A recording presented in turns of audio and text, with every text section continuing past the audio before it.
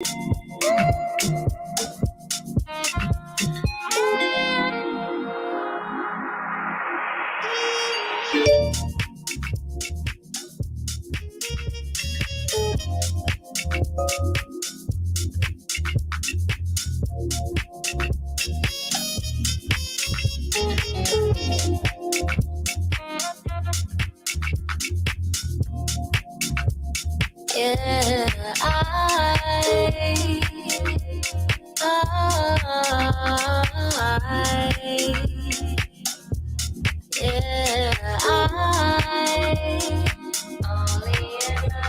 June in the heat on the night of my life, I'm around it. Yeah, the bees and the birds, how they fly oh so high, I'm around it.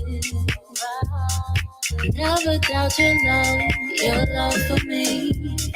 Never thought we'd last more than a day. But you was full of light, not jealousy. So never doubt your love for me. June in the heat on the night of my life, I'm around it. Yeah, the bees and the birds, how they fly oh so high, I'm around it.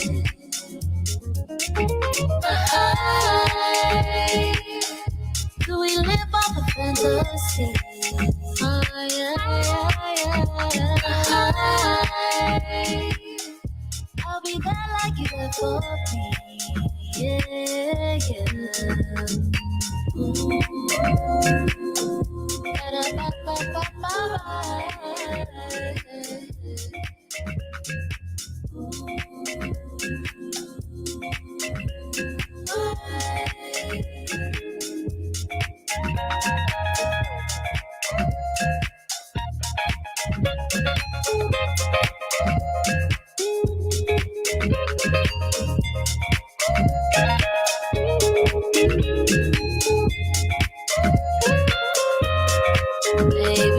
Maybe love, maybe right,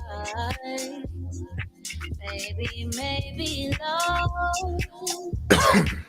maybe right, maybe. Yo, y'all don't wanna know. Fuck around and see it, cause you know I'm gonna go. Yeah. Web3 breakfast, serving size like Texas. I'm a beast, yeah, baby. You know I'm reckless. We stacking blue chips, my people buy the dip. Matte Black Lambo coming soon. Don't forget, sign the check. Web3 breakfast. Fuck a Lexus, push a Maserati, keep a diamond Jesus on my necklace. I'm living reckless. Fuck a job, cash the check, grab the bag, hit the fight, we on the next one. Wife changing money, just ask my honey. Got a diamond on my face, I can't help it, I'm new money. Web3 breakfast, wake and bake, appreciate the checklist, moderate the stage, perplexing everything you say, and not to mention, I think I rug. Maybe I should shrug it off, go touch some grass, perhaps some plug. Web3 breakfast, Web3 breakfast. Web3 breakfast.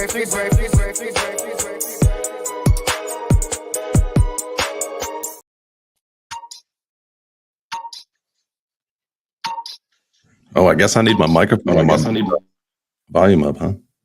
GM fam, how we doing today? It's Thursday, July 13th. I cannot believe like we're almost halfway through this month already. This thing is just cooking by. My goodness. We're already in the second half of the year. Almost halfway through the month. Time flies when you're having fun, man. I tell you what. Oh, yeah. Oh, we got some fresh news, Turbocito. We are live on LinkedIn today. Yeah. I recently cleaned up the old LinkedIn account and got the necessary stream key that I needed. So we are live. So I see my brother left a comment up there. What's up, Matthew? Hope you are doing all right, brother. Yeah, we are live on the LinkedIn world. Let's think about that. We're going professional, so we got to clean it up. No crazy language.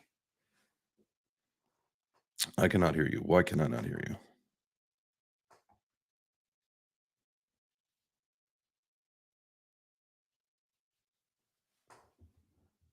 Seven, can you hear Turbo? Great. I can't hear you guys. Why can't I hear you? Wonderful. Talk amongst yourselves. I'll figure this out. Golly.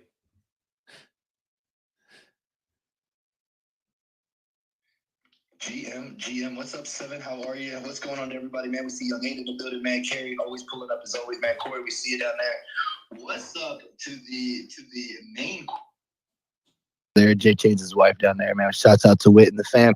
Everybody pulling up. Matthew listening over LinkedIn. Yeah, man. Like moving to LinkedIn is going to be a huge. I think it's a very important move. For the space. There's more. More professionals. Getting people together. What I'm saying? Like really showing that, we're not just degens like that are just like cussing and doing like crazy things and stuff. Like we actually have a mission. We're building businesses and we're going to make a difference. So if you are watching on LinkedIn, thank you so much for tuning in. This is Web3 Breakfast. This is every Monday through Friday at 10 a.m. Eastern Standard Time.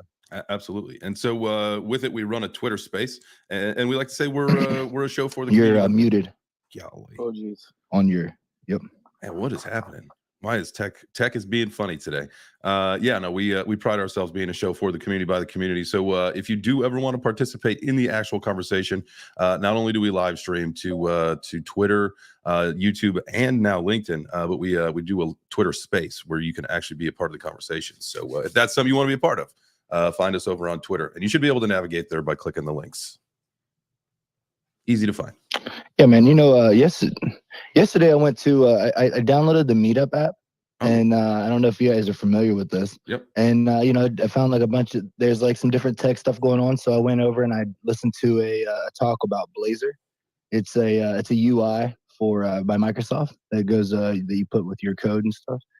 And it was definitely about 10 levels over my head. Okay. But it was okay. I got to meet some new people, and I did get to see the code getting to work. And so, even though it wasn't in my lane, I thought that it definitely gave me some good ideas as far as thinking about projects and stuff in the future, just knowing a little bit more about the process. That's fantastic. I think, and that's, really important. One, you got out there and you're checking out some new stuff, but, what we want to talk about today is, obviously, Ardo came in yesterday and was talking about how, the whole Google acquisition of the Blizzard Activision thing went through, or, the courts are going to allow it because they are going to integrate with Sony or keep those the titles on the Sony platform. So, that's a good thing. But, this headline also came out with Google Play Store officially allows NFT games, but not gambling ones, which in some way, shape, or form, everything that we're doing is gambling. But I think they're looking, more like stake and the roulette games, or what's the other? A lot of people like gambling on was it Roulette? Is that what it's called? Yeah, the slot machines. Yeah, on the old spinnies and clingies. Oh, dude, here's a tragic horror story. This happened in my early Bitcoin days. This was like when Bitcoin had gone up to about 20K the first time. I was what the fuck was the exchange, or what the heck was the exchange? It was Yobit, and it had like these spins, and you basically were playing like high low, and you could wager fractions of a Bitcoin, right? And so I would just keep it at 1/10 of a Bitcoin and just spin. You go up, down, whatever. Eventually you went up. Something happened at one time where the decimal point got deleted, and I spun for a full Bitcoin, right when it was around 20K, and it lost. And I was like, oh no, what did I just do? What happened? That's my that was the last time I ever played the spins. Yeah. You spun for $20,000. What a G.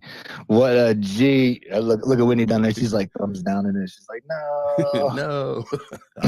Hey, I've made some mistakes in my journey. I think we're going to end up being all right. But I think we've all, it's the tuition cost, right? It's the education. It's, sometimes you click a link and you should know better. Things happen. So it's all part of the education. I don't do it anymore. Yeah. And, I think well, bro, I think that's a big thing about crypto as a whole right now, where we are. We're pioneers. You know what I'm saying? This is the very beginnings. We're in our infancy.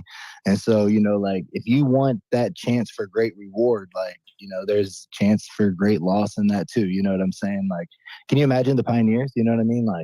They had all kinds of stuff they had to go through, like rattlesnake pits and wild animals and all kinds of stuff. but they got to reap the reward. There's an expression, I believe it's pioneers take the most arrows in their backs or whatever, right? Because they're the ones on the front lines building, and you take a lot of heat. And so no, I totally understand it. And obviously there's people that have been in the space well before us, but like with this Web3 kind of integration now, because when I first got in, it was just straight crypto. Like Web3 wasn't even an idea yet. And then shortly after that, you got some NFT things that came up, and now we've got this broader ecosystem that we love and enjoy. But I'll tell you what, man, like this is you're still early. Like I forget what the percentage is, and we can look this thing up. But like, if you were to look at like global population that have access to crypto or participate in this ecosystem in any way, shape, or form, I mean, it's like a super low percentage. If anybody knows, please come on up. Remember, at Web3 Breakfast, everybody's allowed to speak. That's the most important thing. So if you want to participate in the conversation, just come on up, just raise your hand, and we'll bring you up. We just got the one rule, right, Turbo? Yep, don't be a douchebag. Aye. That means no racists, no sexist, and no homophobes. Not allowed on our stage. We know some other platforms allow it, but baby, I tell you what, not here, not on this show. Not cool. So, no doubt. So let me. I did see a really. Go ahead. I did kind of come to this really cool conclusion last night, or at least like idea that I had, because when they were talking about like the coding with Blazor and stuff, a lot of it was for like for user base under 5,000. So a lot of like businesses and stuff for them to create like internal applications and stuff for them to be able to use inside of their businesses and such. And I was like thinking, this is like the perfect application for token gating. You know what I'm saying? Because now you can completely secure all of that information. You know what I mean? You can create these simple apps, but just given the NFT for them to be able to access into that other information, I was thinking to myself, like, damn, like, because there was only one guy there that actually that said that he knew anything about crypto, or was like, yeah, man, he's like, I got some Ethereum from like back in like, he's like, I don't know, 2013 or 2014, or it's like some long time away. I said, bro, do you know how much it is? He's like, nah, man, I haven't really checked. I said, bro, it's $1,800 a token. He was like, well, I might have a small fortune somewhere then. Oh yeah. That's awesome. And so he just had never thought about it. I'm sure, the longer you've been in the game, you've got, and anybody can attest to this, the longer you've been in the game, you've got some wallets that you've probably forgotten about. I had gotten an email from, what was it? Bittrex. Bittrex was it was an early US exchange. And man, I'll tell you what, I have no clue where the seed phrase is. I have no clue to the addresses, which is probably a good thing, right? Like, and I'm gonna tell you why this is a good thing. Because I got the emails from them saying like, hey, we're shutting down. We know that you have a balance, in your wallets. You want to move this shit. And I can't even find the address to see what's in there. I have no clue where any seed phrase is for Bittrex, just none whatsoever, right? And so, at this point, it is what it is. Is it good that I don't even know the addresses so I can't even look? Probably, right? I don't know, man. Look, I don't know. I was sharing that story with the big boss, and he was telling me, he was like, man, he said in the future it will be Bitcoin treasure hunters, where we'll have like, because that like the quantum computing can break these like seed phrases and stuff, and as we move further in the future, I mean, like that will be the thing. People will go and hunt, Bitcoin from these great wallets. That's interesting. Very interesting. Well, if we know anybody that's a hunter, just come talk to me. I probably got a few wallets we could recover. We'll split everything. That would be fun. Maybe like going on a metaverse treasure hunt. I want to, so I fact checked myself, right, about this crypto wallets and just a Google search. And this statistic actually seems a little high, but we're going to go with it, that crypto wallets used by nearly 40% of the global population. By the end of 2022, about 3.2 billion people used a crypto wallet. And they say that the number of digital asset wallets could grow by another 2 billion by 2020. To cut part of that off, 2030. So we got another 7 years. That seems like we should grow a little bit faster than that in 7 years. My goodness. Maybe, like, here's the thing with that, when it comes down to, because I did, 6 days ago, Elon did a whole he did a whole thing about with Tucker Carlson, and they were just talking about like AI and Twitter and what's going on with Facebook and all those things over there. And I'm telling you, man, like I really see this. I think we're going to see like a little bit of a slowdown in this technology. I think we're getting a little bit outside of our britches. And so, I think that, with the scams, the bear that we're in right now, a lot of it will probably wait. We'll probably the build. The build. We are in the build. Yep. We're still in this build. And then with I see kind of the tipping either happening with the great happening, right? Mm-hmm. That's going to be our telltale to what's really going to happen next. No, absolutely. I mean, that doesn't lie, right? Like that's all part of the equation. That's all part of the math and part of the plan with Bitcoin. It moves in that 4-year cycle. We've got, less than a year until, the next one is supposed to be now. I thought it was in June, and I feel like it's probably sped up a little bit. I wonder if does ordinals, and forgive me for being like naive about this, but does like the integration of ordinals and this increased activity, is that what shifted? Because I'm fairly confident that at one point, the happening was supposed to be in May or June, but now it's like at the end of March or early April. And so, could increased activity, speed up these blocks in order to, have a sooner halvening cycle? Is that even a thing? Honestly, man, like I can't even, like, I'm not even really sure, to be honest with you. I'm not even going to try to throw something out there just to have words to say. We got anybody? I think it's a lot of the ordinal still really confuses me. Yeah. Do we have anybody that's like, into ordinals that would know that if like we see increased activity? Because I'm not really sure, to be perfectly honest with you, if we're going to see like, ordinal summer continue on. Like I think once the price action starts to get a little bit more exciting, like I think that's going to go away. Now that's my opinion. I just never got into the ordinals thing. I think it's kind of a waste of the tech, or at least not the tech. That's probably a dumb word, but it's a waste of Bitcoin. My opinion. Yeah, I was more on the side of just serializing the Bitcoin. I mean, that was like getting the accountability, who has what, where it's at, and all that. So I think it took a little bit away from the decentralization aspect of just what it is. But that could be just that's my own opinion, right? I think that the moving around of gold, I think, is having a bigger probably a bigger splash on the financial world as a whole. Even when we look at crypto. You know what? It's funny that we're having this conversation, and please, anybody come on up and have this talk with us, because you're more than welcome to chat about it. But so I think it was a conversation that I had with Sash yesterday or on Tuesday for NFT Beat, and it was kind of the whole thing with ordinals, and there's that new development now with it where because you can carry this message, like maybe it's not just inscribing a PFP into a Bitcoin ordinal, right? Maybe now, there's other things way more important, like let's figure out how we can get medical records on the blockchain, right? And you need the absolute most secure blockchain for that. And, with all that being said, and I shit on ordinals, it's kind of like a joke. I just, it's not something I got into, but I do understand now, after having a few conversations with people, that, because of its, really, it is more of a secure blockchain than most. It obviously is more decentralized than some of these other ones that have actually come up, that it does give a better opportunity to have a private blockchain. So things that are very sensitive, like medical records, deed transfer, deeds to real estate or whatever, just like high value stuff, like there's actually a better use case for that. And now, like as we understand, like where we are in this beta test of what NFTs are, this PFP thing, but we know that it's just the future of digital ownership. Maybe this is just how they figured out how to start this process with Bitcoin, and as it evolves, it becomes more important and relevant to real world society.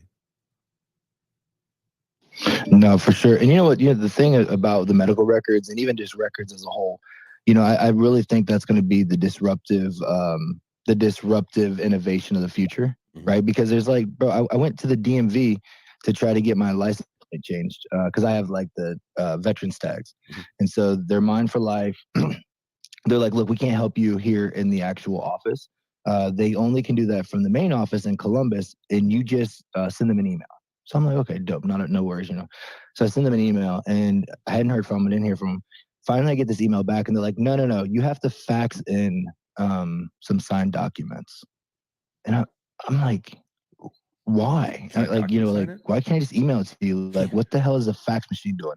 So then the other thing is I have to go to their office and get the title from them. Like I have to print, like get the printed, like actual like document, and then fax that to them. And I'm like, but you have the information, like it's your own internal office. So, you know, I think the blockchain will, you know, speed those things up, and it's gonna make a lot of the just the buffoonery, you know, that goes on like inside of some of these offices. I think it'll go away. Yeah, well, I mean, like, you know, as crazy as California is for most of the stuff that they do, that is one thing that went live. I believe it was in January, if my memory serves me correct, this year, where they put, you know, paper titles to vehicles on the blockchain, and I think it's a proprietary blockchain. The DMV has it, so it's not like an ETH or a Polygon or anything. But from what I understand, that you know that went live in January, and I tell you what, man, that's the future, and I hope to see more states adopt that.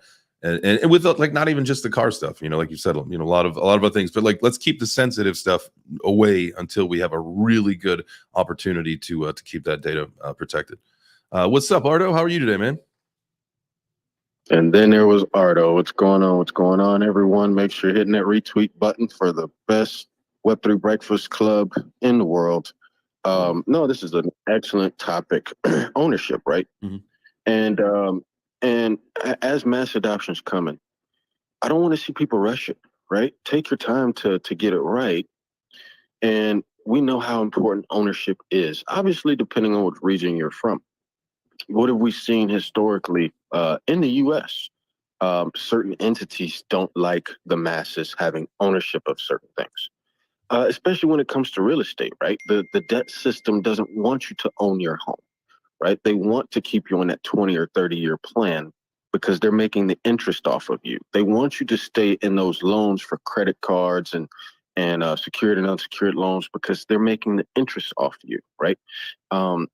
They get seriously upset when you have the capital to say, hey, you know, I'm paying off the principal, and, you know, you bounce out of that debt.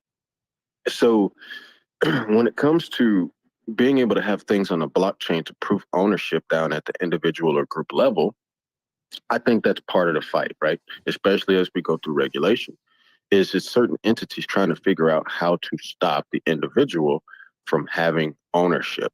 Real estate's a big one, right? The first house bought Bitcoin was actually here in Texas. I believe it was 2017. That was huge. We're seeing different entities get into real estate for NFTs or just blockchain purposes in general. And one thing I think is important that people should understand is banks actually are they're outlawed against owning a home, right? This is why when they take possession of a home, they have to get rid of it very quickly, because a bank can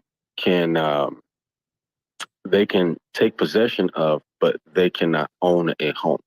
Now, how does that work? Because if you get a home loan from a bank, well, the bank has the title or deed until you pay it off.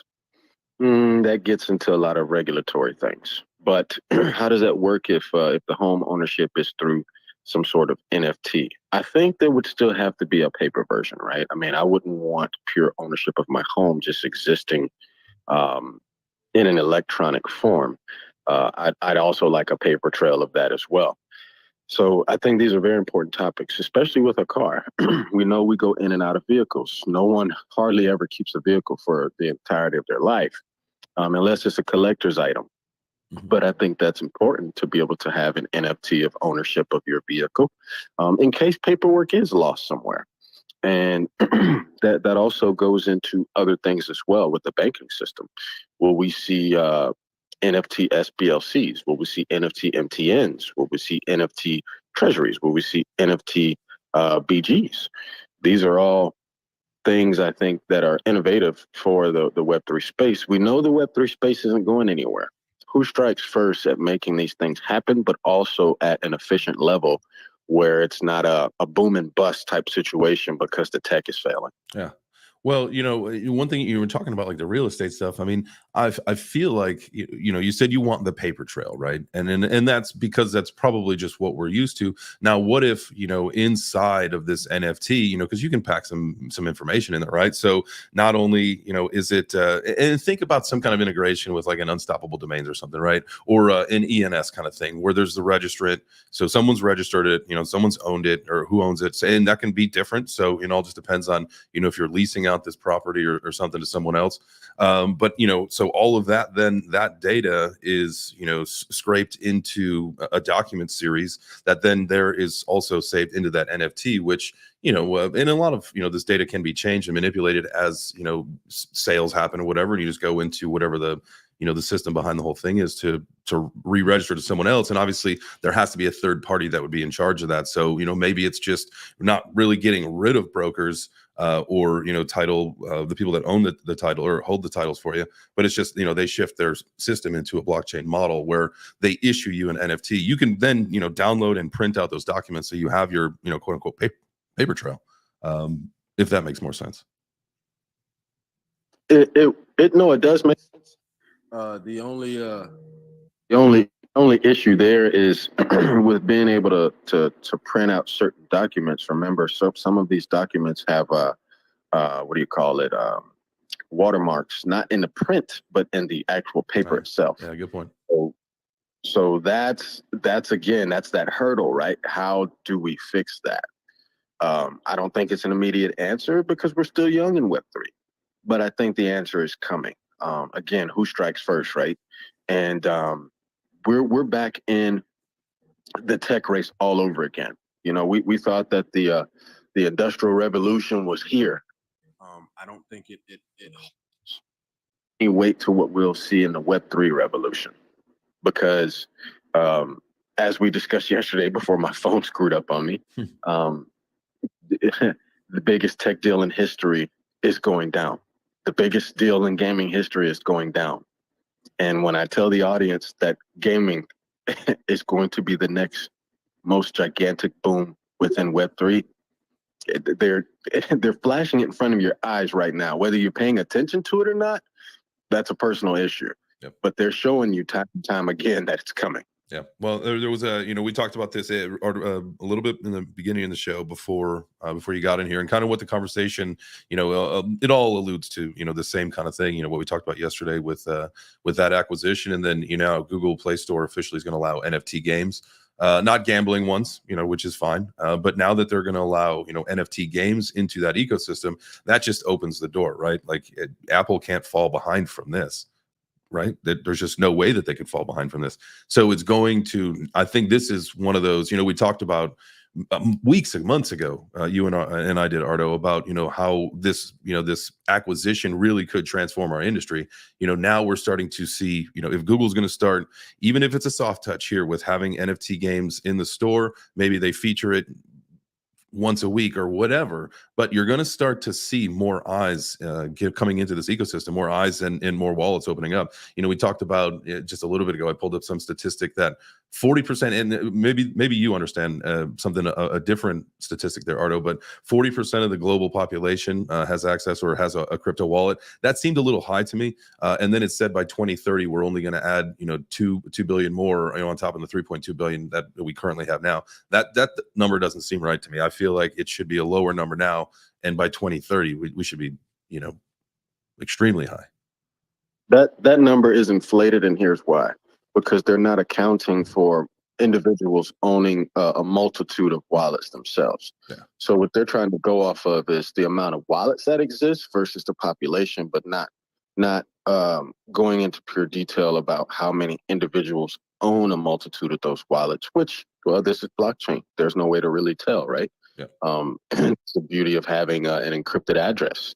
So, but this was something we spoke on towards the end of last year, right? I said it multiple times. I said, hey, Google is coming. I don't know what the capacity is, but after being with them at the Global Forum, they're coming. And again, the reason why these events are important, because you get the insight into these type of things where you can, in a sense, kind of prepare yourself, right? They struck first with Solana, right? They purchased over $30 million of Solana. And that was the first alarm bell. Now here they come again with the second one, but it's a big one, and it's towards gaming. And what do you think when these massive institutions or corporations make a step in innovation? Their competitors will come because they want to stay relevant. So be on the lookout. This is just the tip of the iceberg. I mean, we knew it was coming, and we knew it was coming in it's coming in two ways, right? It's going to come via gaming. It's also going to come by music and entertainment, and so this is just this is one of those legs coming at us, and we're seeing it happen. Turbo, what you got for us? Yo, I just wanted to add that Elon Musk in his thing said that, because him and Larry Page, the founder of Google, were friends, and so Elon actually worked on ChatGPT with Larry. But he actually walked away because Larry Page told him that he is trying to get to the digital God. Like, that's what he wants. Super, super intelligence. And he actually went on to actually call Elon Musk a speciesist, or like a homo sapiens, like, because he cared about the actual human race. Because Elon was like, yo, like, we need to be concerned about this.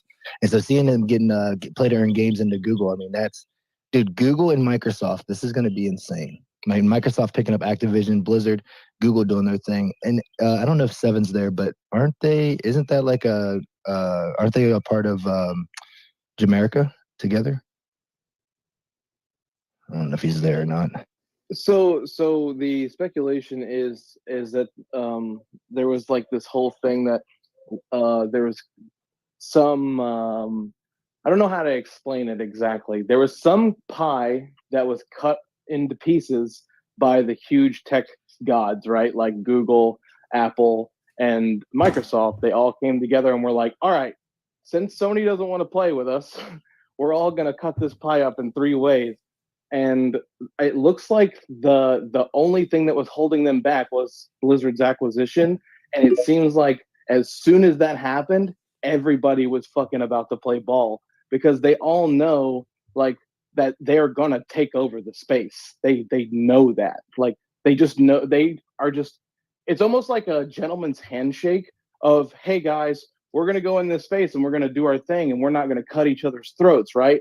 And it's almost like a fucking like a golf game, and you don't know until like the very fucking last hole of who's gonna be under par and who's not, who's gonna win, like, so I see them playing. It's the same thing when they came out with the consoles, and the same thing when they came out with the digital like Game Pass and everything else. It's all coming. They're understanding whose strengths are where. So they're like, okay, guys, let's cut the shit. We know this is trillions and trillions and trillions and trillions of dollars in the long run. So let's play a fair game. I like it. Honor among thieves. Right. Yo, it is that time, Jay. Let's get it. I'm gonna do push-ups. Hey, you guys, every push-ups, nice. I'm gonna do some shoulder presses and such. I'm gonna do some seated workouts. Guys, if you're just joining us, every 30 minutes we do our fitness break. So this is our opportunity for you to get up out of your seat, get up, do something, work out. Jay's gonna be doing push-ups. I'm gonna be hitting some shoulder presses from the seated position. We're gonna check out Zach Gray. He is an artist here in the Web3 space. This is The Chase. Here's to all our mistakes. I'm open for all that it takes. After fall, I'm safe in your love. In a rise down, I'm here in the sound. It makes out, 'cause I'm here for the change. Great job, Jay. Good form. Get those abs nice and tight. Keep that core tight on those push-ups. Oh boy, that's it. Nice job. Nice work. Good. Shake them out. Go right back to it. There you go. Keep working.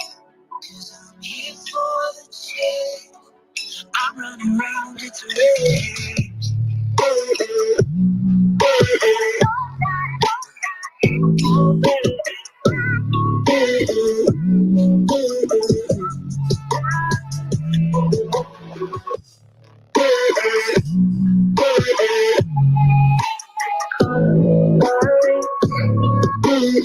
All right, guys, get those last reps in. Let's Get ready to bring it back in? Man, I got noodle arms. I like that. And welcome. Yo, your form's looking great, bro. I'm telling you. Appreciate I was that. like, nice job. You know, really focus on keeping that core tight. It helps with, you can get some nice little abs in there too. So I know you hate sit-ups. Little 2 for 1. Get a couple birdies with the stone. I love it. And I hate push-ups and sit-ups The so old much. twofer. I gotta do them. Gotta do them. Well, a good strong core is important. So if nothing else, right? If you just do sit-ups just for the ability when you're old that you can like sit up in bed, you know what I mean, or get yourself up off the ground. So if nothing else, use that. Yeah. Just try to not have one of those little things around my neck. Help, I've fallen and I can't get up. I can get up. Help. Yo, you know, and like, bro, how crazy, like, you know, like the new watches like detect that and shit. So like the new Apple watches, like if you fall, like it'll send, like, bro, amazing. I love where we are. I think they can detect before people are having seizures. If you're like, if you have epilepsy, I think that they can kind of detect before that's going to happen. Something like that. The craziness about the watches though is the crash detection now is what gets me. That shit is so funny because one of my buddies got one and he got on a roller coaster and it fucking alerted the police. Oh, like wow. he was one of the first people for that shit to happen. And he was like, dude, you'll never guess what this thing did to me. I was like, I'm never gonna. I had the first gen watch, and it did some weird shit to my hand. Like it kept doing some weird stuff, and I was like, no. So I had the same thing happen to me, Jay, about like forever ago when they first came out. I was like, oh, I'm so excited, and then I wore it for like a week at work, and I was like, dude, something's going fucking on. Yeah. Yeah, like so it's now been a few weeks since I haven't been wearing that watch, and I'll tell you what, like I don't have the weird arm issues, so that thing was causing What was really crazy is like when I first put it on, I put it on my left hand, and I have a tattoo around my wrist on my left hand, and it wasn't catching like anything, like any of the stuff. And I was like, that's weird as fuck. So I took it back. I was like, bro, this thing doesn't work. It's only working on my right hand. And he was like, oh, it's your tattoo. And I was like, you're telling me that this thing can't read through my ink of the tattoo? And he was like, yeah, dude. He was like, these things are like, I was like, okay. I was like, I don't want to wear this thing anymore. Yeah, that's silly. Yeah, bro. When I worked Orange Theory, same thing. The sensors would keep. Go ahead, Mac. I was going, like, I had worn Apple Watch for a little while, and then I busted it, and I was going to go get a new one, but, like, mine works fine, and my whole left hand is tatted. But, yo, I just wanted to drop by and say GM to the Web3 Breakfast crew. I've seen your title, mass adoption on the horizon. Guys, I think mass adoption is going to happen, and people are not going to realize that they're using blockchain. I think that the technology is going to evolve so quick that, you know what I'm saying, that when it's actually being used by the masses, they're not going to understand that they're in Web3. You know what I'm saying? It's going to be one of those situations. They're going to privatize a lot of the tech that we're seeing built right now, and it's going to be go to those who invested in it, and everybody else is just going to have to fall in line. You're darn right, man. That's exactly what's going to happen. And what we were talking about, I don't know if you were in the room yet or not, but what is it? The Google Play Store is now allowing NFT games. And we know that's you know, if that ends we are so fucking back. So back, baby. You know what I'm saying? Like, yeah, we're so fucking back. Like we are on, like, if you think about, you know, like the cyclical market and how they go, like we are at like the rolling point, like tipping into like the turn up. Like we have to just be like that close, because you can just sense, you know, meme coin season's done. Like that's over, right? And now it's time to, you know, figure it out for the next couple months, and then at the end of this year, man, like what we were talking about before, with the Bitcoin happening in the spring next year, and by the end of this year, we're gonna be cooking. We are gonna be cooking with peanut oil. I think it's gonna move up to like probably the end of February, March, with the rate that people are inscribing and shit like that, because the more that we use the block, the closer the halving is going to get. Thank you. What I'm saying? That was something that I had said a little bit ago, but I was unsure if we ramp up the activity on the ordinals, does that then expedite the block? Because like originally it was supposed to be in like May or June, but now it's in March or April. It was June. I remember it being June 28th, and now it's like the days keep getting shorter and shorter. Like it was like May 5th, and now it's April 14th. And not like, you know what I'm saying? Those are all guesstimates, but like it just keeps getting closer. The more that we're inscribing, the more that we're utilizing the block. That's what I figured. I kind of thought that was going to be the case, and you just confirmed that assumption. So I appreciate that, Mac. Thank you. And I'll do KT, anything I can for that. absolutely, brother. KT, what's up, my man? Hey guys, hey, I was reading through a couple of these articles, and I realized something that we've been talking about for a long time is actually coming into play. The minimization of all the Web3 terms and stuff that we have been using, and everybody's been throwing around about all the jargon. It's just not in here. I think they used the word Web3 once in the whole article. I think that it's going to shift, but not in the way that we think. I think it's just going to be another piece of tech on top of what's already being done.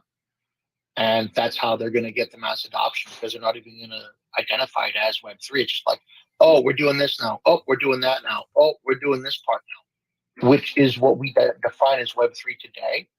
But it's just going to go in there bits and pieces at a time. Right now it's NFTs as prizes and pieces of the game, and then it's going to be the wallet, and then to get those, but all of this lexicon of words that have been created to identify Web3, I think those are just going to fall by the wayside, and it's just going to be one more part of the cool stuff that everybody's doing, which is going to bring in mass adoption because there's no confusion.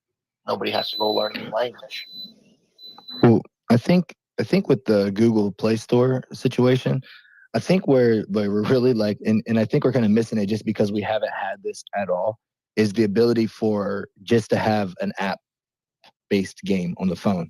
Mm-hmm. I mean, if you look at, we were talking yesterday, Candy Crush, all these things, right? Like you ain't got to go to a website, you ain't got to do all this extra stuff. This is literally just going to be getting users playing your game, which is, always a big thing. I mean, we talked about it with the BAM community, really trying to move in some of the Asian markets.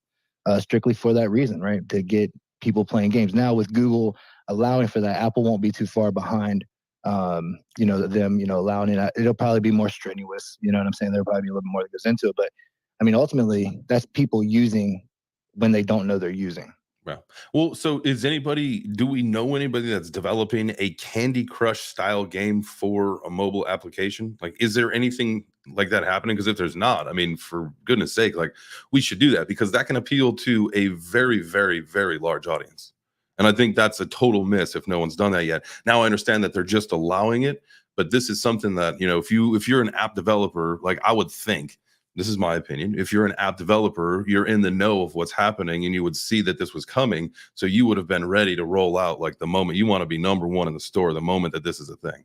That's if this was my business, that's what I would do, but it's not my business. Even if you weren't number one in the store, you would want to get on the store with that blockchain game as soon as it fucking allowed it. Absolutely. Because like I said yesterday, fucking it could take 2 years for a game, like 10 years for a game to pop off. You never know. Like, as long as it's available for people to play, it's going to eventually be played. Mm-hmm. So word of mouth is a motherfucker. So the moment your game becomes like the fucking niche, like fucking Angry Birds, do you remember the craze of Angry Birds and how crazy? I mean, they made a movie about the damn game, and it was nothing. It was something like just birds versus pigs, man. Like, I think that it'll be something like that, man. Like something super, super just easy and free flowing, and maybe even have a social aspect to it, which would be even cooler. Like, I think we should definitely think about doing this. That's a win. I think, let's get our devs it might going. even be easier than that. You're looking at look at Flappy Bird and then the Dookie Dash. Look how simple those were. Even easier than Angry Birds. I think one of those two is gonna just hammer it. And I definitely see Sapphire has her hand up, so I just want to make sure we get to her. Sapphire, what's up, family? Grand Rising, yeah. First of all, Turbo, did you get a haircut? I'm watching you online, and I'm like, oh, looks like you got his hair faded on the side or something. You know what I'm saying? Yeah, I got to get cleaned up when I go back home. I got me a new hairstylist. Thank you for noticing. Yeah, looking fresh. But I was just gonna say with the game thing, so what is the benefit as far as making it an NFT? Because I find this with music, right? Like, people, instead of having art for the sake of art, you gotta have all this extra utility baked into it, right? So what is the benefit other than just purely adopting, people, into the Web3 world, what would be the incentive or the utility in the game besides the game? Yeah, well, they could, if you issue, the game has NFTs in it, as you level up the game, your NFT becomes more valuable. So say you are decided that, all right, I'm done playing this game because I want to move on to the next one. You can then sell that NFT for money to either buy the next game or at a profit, whatever, depending on how good you went. So it enables you to, monetize your skill in a game. That's one look at it. I'm sure that there are some other benefits of incorporating NFTs into a mobile style game. But I would just Are you saying pay to play then, or I'm sorry, play to earn? Is that what you mean by that? Yeah, play to earn. But it could be. But see, the problem is that's the fundamental of it. But the problem is the fundamentals of what play to earn is. It's the dinosaur tale, right? Like nobody's been able to solve that. Now I know some people are relying on like marketing aspects in order to fund ecosystems so that they don't require new users to fund the old users rewards, because that's the whole issue, is that you see that dinosaur tail as as new users drop off, like those rewards, like, man, you get choked out. Like if you're used to something and it stops coming the same way, you're like, what the heck happened here? And then everything goes to zero because people FUD the shit out of it. So the play to earn reward mechanism is something that really needs to be rehauled. Yeah, and I think that definitely that with them saying that they're not allowing the gambling sites, I mean, that's them saying like, yo, if you don't play to earn, like you can come over here and play to earn. You know what I'm saying? Like, but I think when it comes to the gaming and music, why the NFTs are important, because the collectability aspect, they're digital collectibles. That's what I wanted to say. Yo, KT, you got your hand up, family. Yeah, so this is, we've been trying to build something like this for a long time, knowing that we couldn't get on the stores. Now that the stores are up, we might change we might pivot. But what this does, to answer Sapphire's question, any gamers who've been playing for a long, long time know that when a game goes sideways or when a game disappears or you lose interest, all your stuff that you've worked so hard and paid so much money for goes away. All those Fortnite scans, all those old school World of Warcraft awards, all that stuff just disappears because you didn't pay your $5 a month or whatever. This will enable you to have that. What this also does, which is far more important, is this validates the out-of-game marketplace. So if I go in and what this does is this enables people to go into a game that is NFT enabled, level up their whatever, go out on the marketplace and sell it, and just rinse and repeat, so that they can go find a popular game. We'll use Warcraft as one of the longest examples. You go in, you have your character, you level it up. You're like, you know what? I want to do the skit. Somebody offered me $100 for this guy. Boom, you sell them the NFT. They get their level 100. You get your money, and you go back. You start a new guy, and you just keep going and going and going. What's going to happen is this is going to increase people playing the game all across the world. I know that there are cafes in some Asian countries where people literally just grind for gold all day long. So this enables people to monetize their efforts when they lose interest in that game. So if they don't want to play Warcraft anymore, you know what, this sucks. Or I just got married. I got 2 kids on the way. She's got twins. I don't have time for this anymore, and we need to buy 2 of everything now. So I'm going to sell all my Warcraft stuff, take that money, and go put it into my family.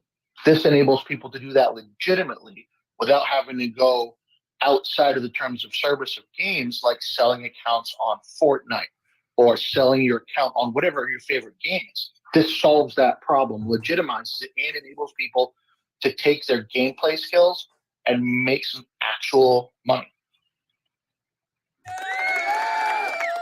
If the wallets were smart, they would invest in them, right? Because think about it, in a regular game, you can upgrade and get extra bonus points by paying $1 or $3 here and there. And so if these wallets would invest in it, they know people would have to they would eventually power up the game and buy more cryptocurrency to upgrade and all that stuff. Yeah, I mean, it just it's not necessarily crypto. It creates entire ecosystems and economies is what it has the potential to do if it's something that takes off. You know what I mean? Like you literally, exactly what you just said, Sapphire. It could start a whole ecosystem. with microtransactions. And that's it. That's the story of the year. Like that's like the buzzword that everybody needs to start paying attention to is microtransactions. Whoever like that's going to win. Microtransactions are going to win, especially leading up to the next run and then through the next run. Oh yeah, and see, here's the thing, Drill. You know, like as KT was like talking about that, and it really kind of hit me. You know, like, do you remember when we used to grind for like, you know, for white lists and stuff like that? You know what I mean? So like dumb. it was all about the grind, getting. But bro, but really it wasn't though. Like I know it is, but like there was so much like hype and there was so much buzz and information was getting put out because of that. I think we took the wrong approach, right? Because if we really were truly incentivizing the people, you know what I'm saying? Like, dude, it really did do a lot of good, you know, like in the space. I don't know how I got on this completely different topic when in the gaming, but like as I was just thinking about, you know, like what we're talking about, man, it's like when we start to think about this next bull run, right?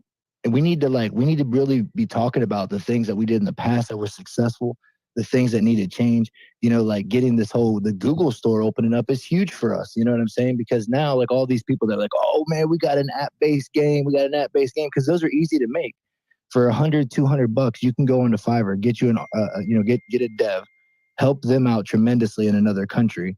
They're going to develop you a game that is able to be used. And now you have something that you can provide, right? We take some of these skills, bro. There's how many games are there on the I'm going to advocate for the other side, for the many hardworking devs here in the United States. They also need jobs too, so you don't have to outsource to Fiverr. I know that it's cheap labor, but you know, if you are looking to develop a game, there are devs here. So how do you find them? Well, it's not about cheap labor. Say looking for a dev. I mean, that's how you do it, value. Right? You use your network. Your network is your net worth, right? Like I know it's cliche to say that, but you know that's what you do. Like if I'm looking for something, like I've done that before, where I'll just put a tweet out and just see, like, do I know anybody that's in Miami this weekend? Like I happen to be there, like, you know, like as for instance, you know, as just an example, and like you see what's going around, and you can utilize your network to help you get through some things. So if you're looking for a dev, just put it out there. You never know until you put it out there. And that was actually one of the things that I was in a conversation. I forget who I was in a conversation with, and I think it was on a live stream. It might have been the show, might have not been.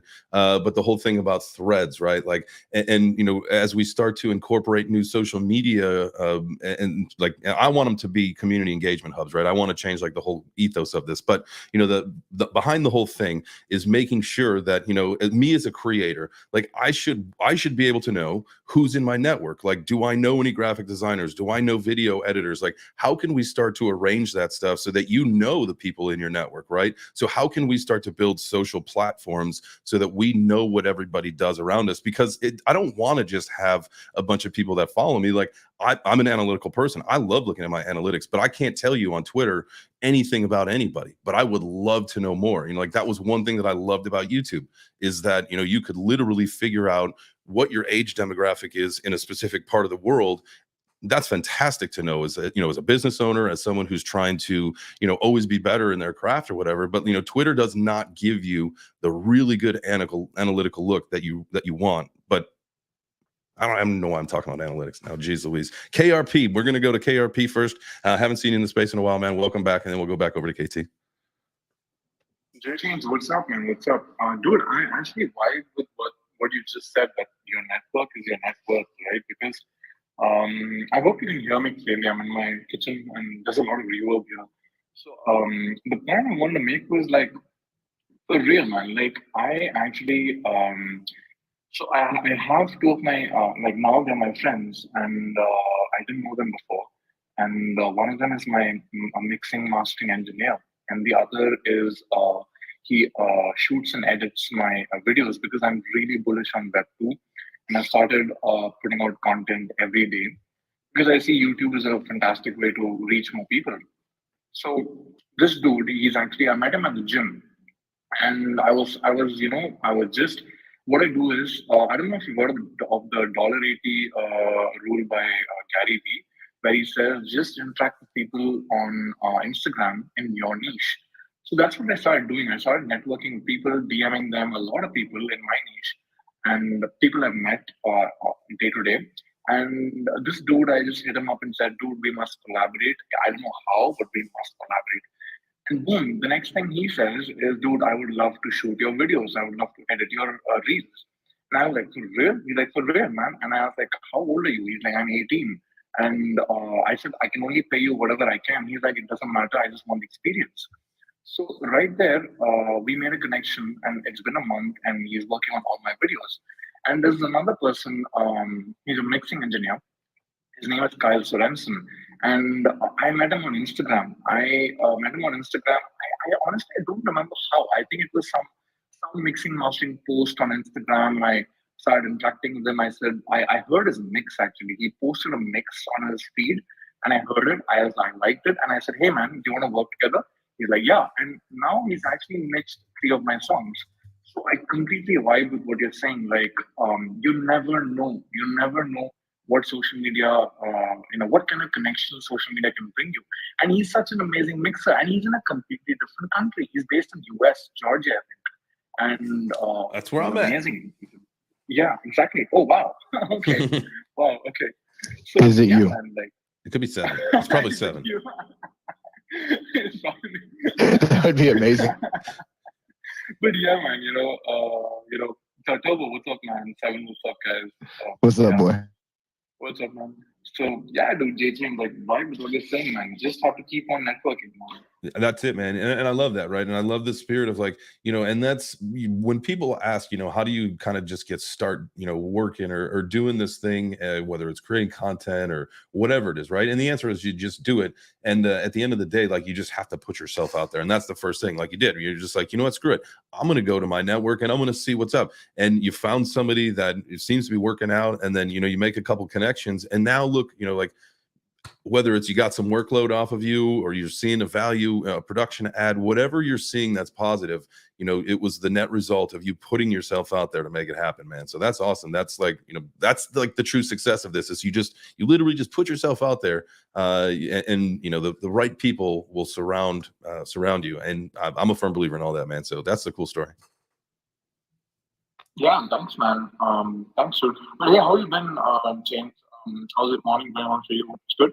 Good, man. Yeah, things are good. We're excited. We're every day we're building closer and closer to seeing the reality of what Chain Labs is going to be. Chain Labs is a blockchain education financial literacy center that Turbo and I are going to put together, and really a community engagement hub. And that's why when I talk about social media, I think it's really about like making sure that whether it's in real life or on these digital platforms, is that we're surrounding ourselves with the right people, the people that we want to be with, and the people that want to be with us. Right? Like there's too much vitriol, there's too much bullshit, and like if we can just like eliminate that would be great. And so like why not just, and again, they're not closed ecosystems, but like let's find ways to to put ourselves in as communities where we're with the people that we want to be with and that again want to be with us. And so finding a way to also build this into real life and really help people in our community and teach them about blockchain, teach them about this this financial literacy and the opportunity to become financially free. I mean, there is no greater reward than helping someone figure that out. So that's we're building towards that every single day, man. And that's like what pretty much wakes me up every single day, and we're working until the night trying to figure this thing out. Dude, I just want to respond to that. Dude, I'm very glad you started. I see even the title of the space is kind of along the same lines, right? Mm-hmm. And when you mentioned Chain Labs, I'm curious to see how it pans out in terms of Web 2. Like, I'm curious to see the kind of content you're going to be putting out on YouTube and Instagram, mm-hmm. because there is this handle on Instagram called Metaverse. It's actually, I think, founded by this guy called RP Nixon. I don't know if you've heard of him. So amazing content that guy puts out. I mean, I follow him on YouTube and on Instagram. Crazy content every day. He's talking about something new. A lot of it is AI as of now, and Web3 as well. But I think his metaverse handle, which is a completely different business, of his, it's a faceless channel. He doesn't come on the metaverse handle, mm-hmm. but on his own handle, RP Nixon, he comes on and he talks about interesting stuff every day, be it NFTs, Web3, AI. But yeah, I'm looking forward to see what you're putting out, because his content is really getting a lot of traction because of the fact that he's talking to people about Web3 and NFTs and actually like mass adoption, right? Breaking it down for people. Like for me, it's difficult, dude. Like even my dad, is still like, what NF, what P, what? He's like, so people are still finding it difficult, man. They still think crypto is a scam. A lot of people, like my cousin, I was he's in Australia, and I was talking to him about my music, my NFTs and all that, and he was like, "Okay, can I buy a product from you?" I was like, "Yeah, just pick it up." Like I don't do crypto. Is there some other way I can some other product? I don't have any other product, dude. It's it's just NFTs. So he's like a little bit on the edge. So some kind of awareness is like the order of the day, man. That's Yeah, dude. that's where, you know, I think a lot of us really need to shift our focus to you know, to just helping people around us transition over to this Web3 ecosystem, right? Because at the end of the day, you can click on a video and you can watch a video, but if you're someone that's sitting in this room and you understand blockchain, you understand what crypto is, it should be your job to make sure that the people that surround you, that trust you, that love you, get some information from you, because that's, you know, you need to be the ones, like, you know, I tell my mom every day, like, you know, don't click these links, or no, like if you get an email from this wallet, like don't respond to it, because they're never going to ask you a question. Like, you know, you gotta, you know, you send out reminders to the people that that you love, and that's how you make sure that, you know, we can get more people into the space and they understand, like, you know, you said, the, you know, the perception of crypto is dog shit. People think it's a scam. Well, because the news has done a really good job of painting this picture that crypto is a scam, because they only highlight the scams. They never highlight anything good. And so, as you know, as we transition into the cycle, the more people that want to do things like what we're doing, and there's plenty of projects out there, don't get me wrong, but the more positivity that we can shed onto what these projects are doing, that then can become the narrative. It's got to be about positivity. It's got to be about growth and development, and teaching people that, you know, some of the things that, you know, maybe our current curriculum has failed. You know, there's no financial literacy taught. Like, you're taught how to balance a checkbook, and you're taught, you know, very minute things. You're not really taught how to, you know, live in the world, do taxes and all that kind of shit. Like, and that's a shame. But that's, if we can start to teach people that stuff, and more people start to do it, I'll tell you what, the perception is going to change very quickly that no, crypto is actually here to help some shit, not screw some things up. I go, KT, you had your hand up before, and then we'll go to 7. Yeah. As I realized as I was listening to what Turbo said, microtransactions, and being that Web3 breakfast, one of the 3 focuses is healthy portfolios. We really need to keep an eye on what blockchains are being used behind these apps. Now that this is made public and they said, yep, we can do this, I have, I'm pretty sure that whichever blockchains are behind the transactions are going to go completely nuts. The gasless or the low gas fee, Poly, or whatever other ones out there that are really, really cheap to use, those things are just going to go absolutely nuts really, really fast. So we need to keep an eye on that. So really quick, that reminded me, KT, Polygon is proposing a token switch from Matic to POL for more utility. So be on the lookout for yet another change for Polygon. Wait, what is it supposed to mean if you're switching from Matic to? Just the I think they're going to change the ticker probably, so it makes more sense, so more people can find it. Oh, that, I mean, that would, I just, so if approved by the community, POL will work as a multi-purpose token that can be used to validate multiple Polygon-based networks. A group of Polygon founders and researchers proposed a token upgrade that would replace the network Matic token with POL in a move that lets POL function as a single token for all Polygon-based networks. So I assume it's going to be, I assume that's going to pass, because that makes sense to get it off Matic. Okay. 7, what you got for us? So they're already working on L3.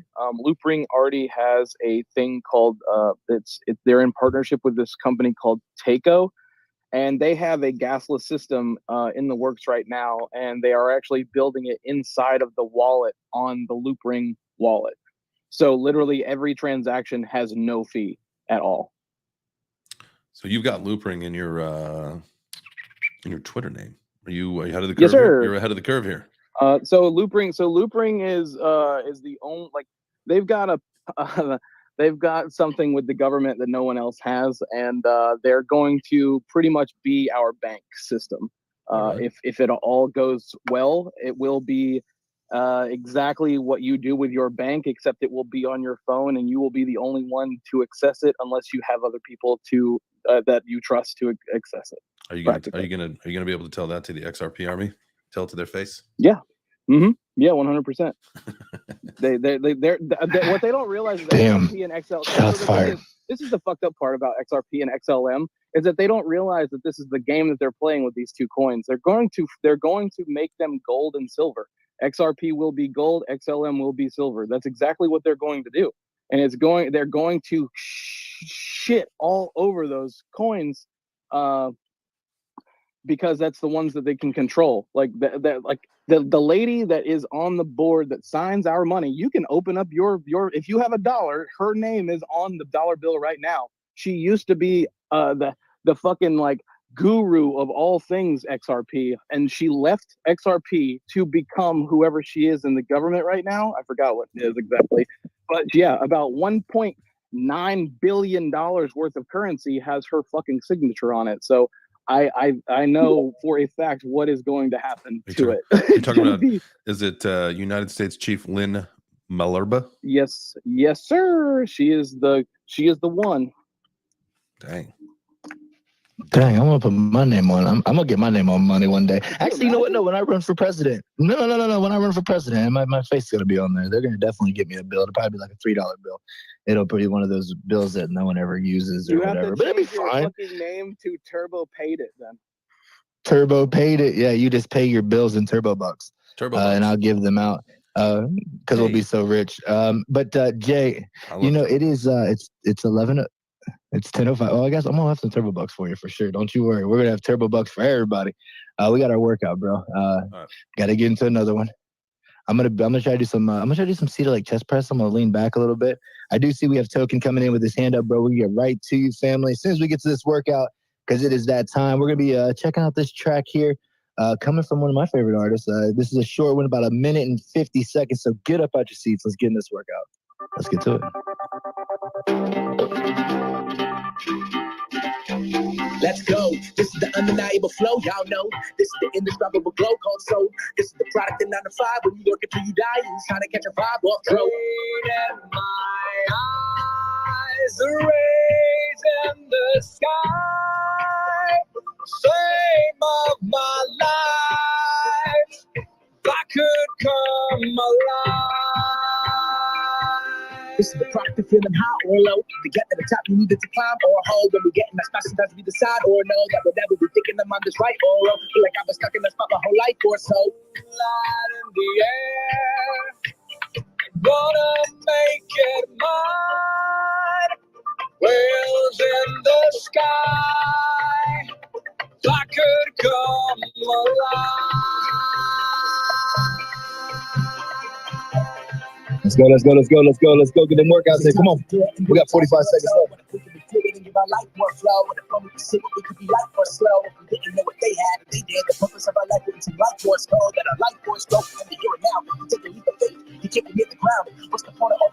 on, we got 30 seconds. 30 seconds.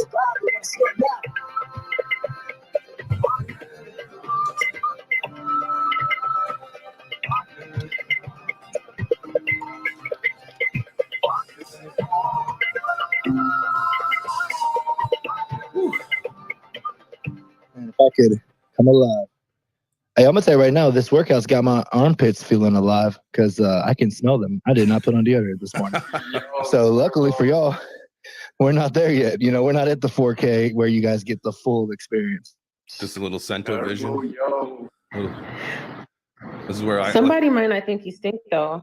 Some people might like that aroma. Have you ever had it that where like the person's sweat didn't bother you? Actually, kind of enjoyed it. Yes.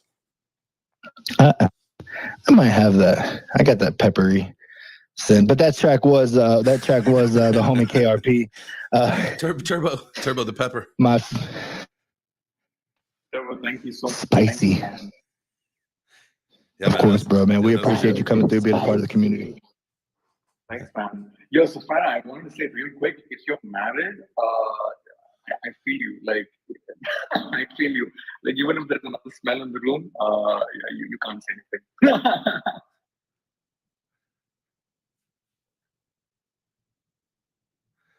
Token Panda, you got your hand up? Yo, Web3 Breakfast, what's up? Thanks for getting me out of breath before you brought me up here. Absolutely. That's all part of the fun is how can you handle, because it can't always be Turbo and I out of breath talking. So we always got to have other people out of breath after one of the workouts. So GM, fam. Seems fair. Good morning.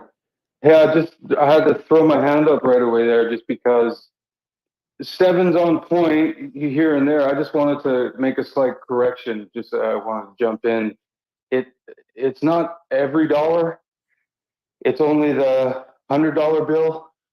Her name is Rosie Rios, and she was the Secretary Treasurer of the United States that now sits on the board of Ripple. Every dollar. So if you have a $100 bill, you can go check that out. Ooh. But that was my comment. No, for sure. Here's Token. Here's a picture of Rosie Rios. If you're like, that's her. What's up, Turbo?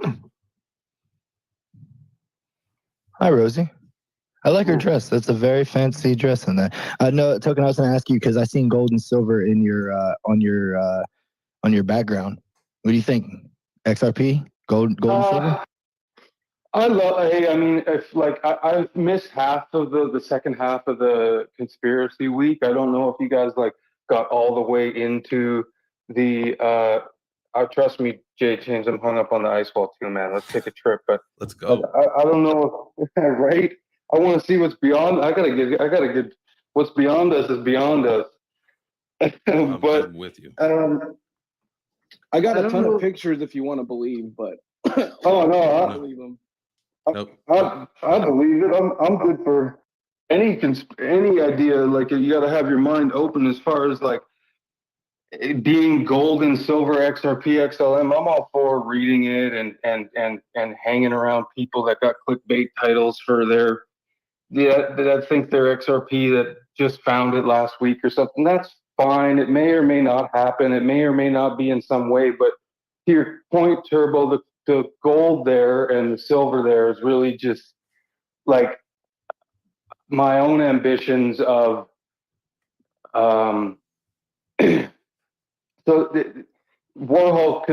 sort of experimented with this back in his days, and he would attach a bill to his paintings, and there was if I'm somehow able to print a blank, let's say, of a precious metal and attach the weight and the value to a painting that has an NFC reader that's attached to the NFT on XRP, then at the minimum value, what you're buying is 3 ounces, 10 ounces, half ounce, 5 grams of gold or silver, but it's attached or resined or fastened to the painting, attached to the code, attached to your wallet that you could then, pay $1,000 for a gram of gold or an ounce of gold. Actually, you wouldn't. You paid for a few ounces of silver, let's be real. And then use like a QR code is pixels. And if the painting is original and you can't recreate it, those are pixels too. So I should be able to scan my painting like a QR code with a sort of augmented reality reader that allows me to access the value of the silver in the painting or loan out the silver against something while I have the painting in my. So imagine like scanning your painting before you go like out to dinner. It's like, oh, I need, $500. I'm just going to take it from my gold that's hanging on my wall, sell that.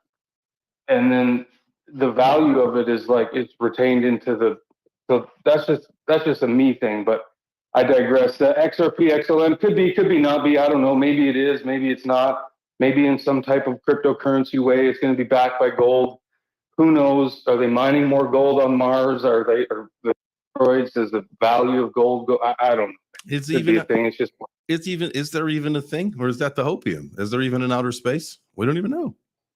There might not even there's I don't know. There's maybe no outer space. maybe the gold is in the walls of Asgard, and that's why I feel it's important to get to the walls of Asgard, because that's where the gold is. It's probably even better than gold. There's probably something better than gold, to be honest with you.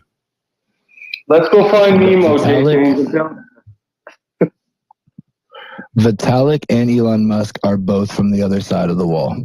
Like, they don't have like real backgrounds, like where they came from and stuff. It's always some weird story. Tesla's probably from there too. Beyond the wall. Mm-hmm. Yeah, he's beyond the wall. 100%. Nemo was an island named a name of an island beyond the wall. That's why I say that. So. Dang. Well, you know when we get this money right, man, we're gonna lead an expedition over the ice wall, and we will stop before they shoot, but we're gonna go as far as we can. That is a guarantee. Beasky, what you got for us, man? GM, boys. Nice conversation this morning. One, I don't think Apple hates crypto. I think quite the opposite. Apple just has a stranglehold on fiat, and they've perfected their parasitic fiat system to the point where they don't want to have to try to siphon off all the microtransactions that will happen in crypto that could happen outside their app. So right now they have everything siphoned down, so it has to go through their app so they can take a piece of every single transaction that happens within their ecosystem. So that's what they want to protect. They don't care about crypto. If they could figure out a way to do crypto and still take their piece of every transaction, they'd do it in half a second. But what we are looking for, like the stuff you've been talking about all morning, is we need people to stop trying to become Apple, trying to become Google, trying to become Walmart. We need people who want to open a restaurant because they like to cook and want to feed people and are willing to make a living doing that, not people who want to be McDonald's. So if we really want to see this succeed, we need small creators to create small things that will make small ecosystems that will more than feed them, but that will be independent of the monster. It'll get to that place, Beasky, but it's going to take a long time. Right, but we need people to be thinking that way. We need builders to build things that are for the point of building them, not for the point of becoming trillionaires. We don't need people to be thinking, I want to build this so that I can sell it to Apple. We want people thinking, I want to build this because it needs to be built. And one more thing is, if you are into XRP and you're into Bitcoin, you're super confused because the two of them are complete opposites. If you're a Bitcoin maxi, you like the independence and the fact that the blockchain is decentralized. If you're into XRP, XRP is a banking coin. Its whole purpose is to make centralized banking work more smoothly. But the gains, 589, is that a thing? I'm crying. Is it actually going to hit ever 500? Is it 589, 500? What's the number? 589. 589. It's 589. Is it like with it, but it's going to have a gazillion dollar market cap in order to reach that, right? Yeah, because there's an enormous amount of XRP. Right. But hey, one can hope. And the amount of money that Apple holds in cash. Apple has, we just put up on the stream, they hold $20.5 billion in cash. And cash equivalents. They can't tell me that's they a lot of can't money. tell me they can't take like one of those and throw it into Web3 and say, all right, boys, build us some shit. Splash. Yeah, just one bill. Well, they got another. Just throw a bill in there and just see what happens. Their market securities is only at 30 billion. So, they have a combined liquid asset of $51 billion. Eating all right for Christmas this year, boys. They're eating all right for Christmas this year. D-Gen, what's up, fam? GM. Mel, how are you? What's going on? Just came to say what's up. You know me, man. I got to come say hello to everybody. I'm just listening, absorbing. It's just what I do. I have to agree with that. And I'm like, for example, for myself, I've been in XRP back at 17 cents. And I know what it's about to do. I know what it's there for. And I'm just like everybody else waiting for that verdict. Because at the end of the day, when that happens, if you guys aren't paying attention, don't just buy XRP token. Get invested in Ripple, Ripple stock, or their what is it called? Because I think Link2 was just offering people a chance to get in on Ripple stock for $2,500. Usually, I think it's like $10,000 for the accredited investor or something like that. So if you have not snatched up any of the Ripple stock, because you got to think XRP is doing what it's doing, but look at what Ripple as a company is doing behind the scene. They're still moving. That's some alpha. There's so much. Right. So definitely, that's my name, baby. Don't wear it out. So, how are things going otherwise, man? You having a good day so far? Yeah, right now I'm just snacking on my English muffin, man, and a glass of milk. I had a very great phone call with that amazing man down there, Craig. I feel good. I feel really good. Hell yeah. So I recently, I like that you said English muffin. I recently had an English muffin for the first time in what feels like maybe 20 years. And I got to tell you, a toasted English muffin with a little bit of butter, woo-wee, that's tasty. See, yeah, little bit of butter works. Sometimes I'll do like some cream cheese and strawberry preserve. It just really depends on what mood I'm in. Toast it up real nice though. Don't burn it. Just toast it a bit. Get a little bit of a crunch. Little tiny crunch. But yeah, nice little tiny crunch. That's all it takes. Crunch on the outside. It's perfect. I was sitting, by the way, I was sitting around looking at my phone all day yesterday, waiting for somebody, and I don't know what happened to him. I really hope that he's okay. I think everything's all right. I mean, he looks like he's okay. He's got a Web3 breakfast, so I'm assuming he's okay. I forgot to hit you up. Damn it. I got to put things on my calendar. Thank God. I thought he was talking about me. I'm so glad it was you. No, he's talking about me. No. Well, actually, both of you need to be on a call, but that's okay, though. I get it. It's all right. I understand. All right. So now I'm just, I let it go. I put it on my calendar. I put it on my calendar. Like, that's the thing, man. Like, as soon as if it ain't on my calendar, as soon as it shows off, like my mind is. Oh, I know how it is, man. That's why I wasn't hurt about it. I just thought I'd bust your chops. Well, hey, I appreciate it. And the public shaming is exactly what I needed in order to make it right. I did it in such a nice way. Oh man, no, passive aggressive. Right? But seriously, y'all, if you guys don't, like I said, and I'm gonna land it here, man. Get your XRP. If you're having difficulties with it, just go to Uphold, snatch it up. Don't leave it there. Send it to your cold storage.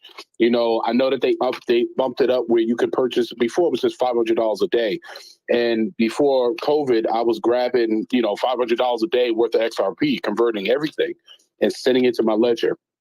So now that I think it's bumped up, I think you could do like 2,500, or I think it may not even be a cap at this stage because I don't even go that far. But grab the stock as well. Go to Link2, go check it out, get involved, because every time you go on there, I'm telling you right now, it'll say sold out. Whatever one shares that they were putting out there, and that they were offering people a chance to get in with $2,500. I know half of you, or all of you in this room, have access to $2,500. I guarantee Ripple as a company is going to blow your mind. So don't sleep on that, though. I thought you don't have to be accredited anymore. I thought you did to buy on Link2.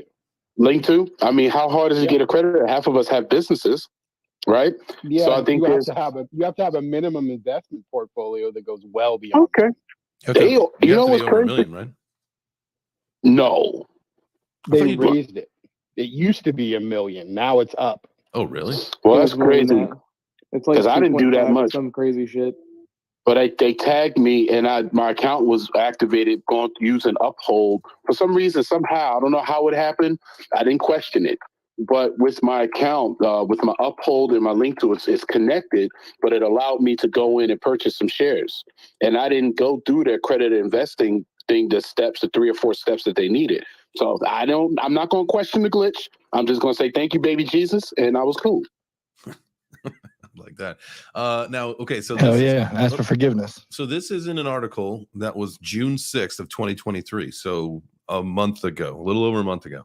And this is in NerdWallet.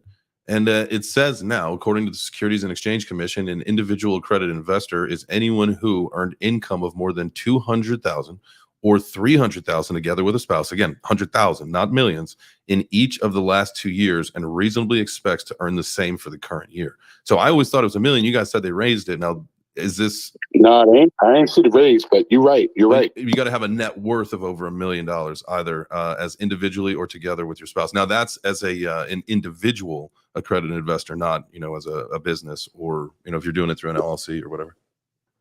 Property counts though. Property. No, I don't think the property. I don't think it does count. The rental property doesn't count. Rent doesn't count, but your place of residence doesn't count toward private equity purchases of credited. But I think they lowered the value. I could be wrong, but unless you have a rental property and then you can show that this property makes such and such per year, that's source of income is if you spend it.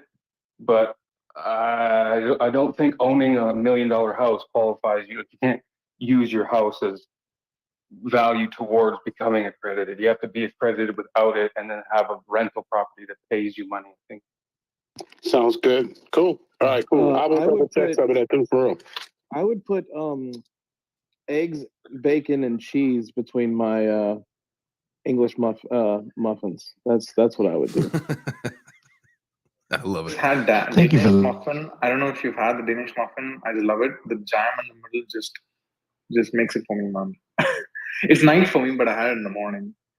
Oh, I'm feeling like Craig. Nah, man. I'm feeling like Craig. Like, when we were talking yesterday, it was a little late. It was getting like 11:30, getting close to midnight. We were talking about cooking steaks and potatoes, and it's 11:30 in the morning here.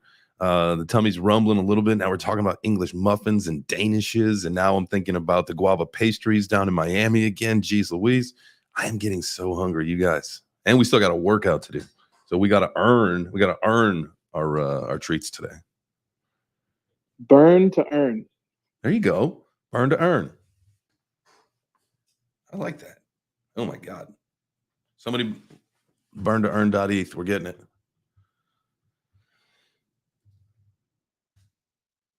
Do that with NFTs. Let's do it. Oh, there's a way. Who wants to join the Web3 Breakfast Burn to Earn? Burn to Earn DAO.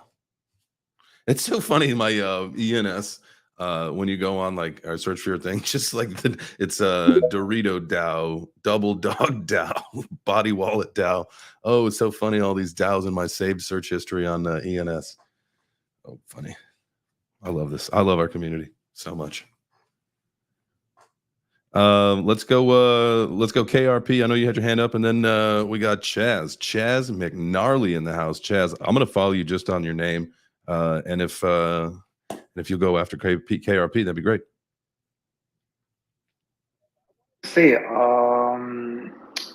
Yeah, it was a question actually. First to Turbo and J Chains actually together, and Seven as well.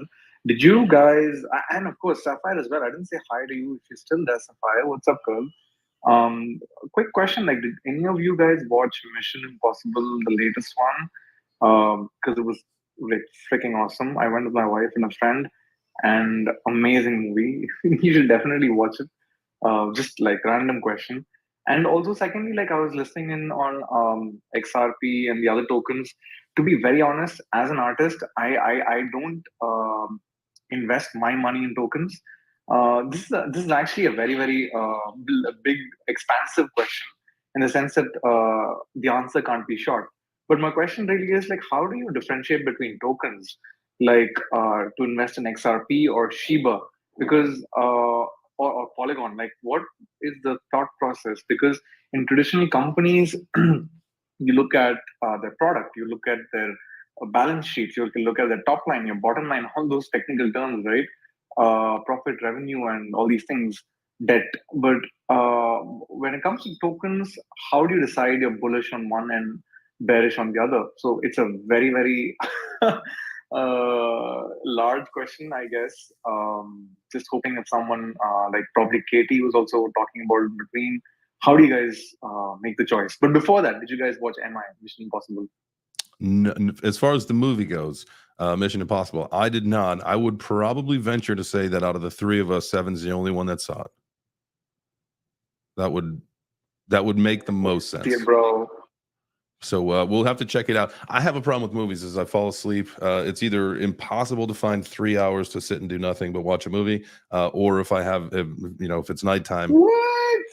Yeah, that's where I'm at right now. It's build season. I mean, when the bull market, maybe I can try watching a movie. That is the Mission Impossible. Is Jay watching the entire movie? No, wait, how? I'm surprised, man. Come on, man.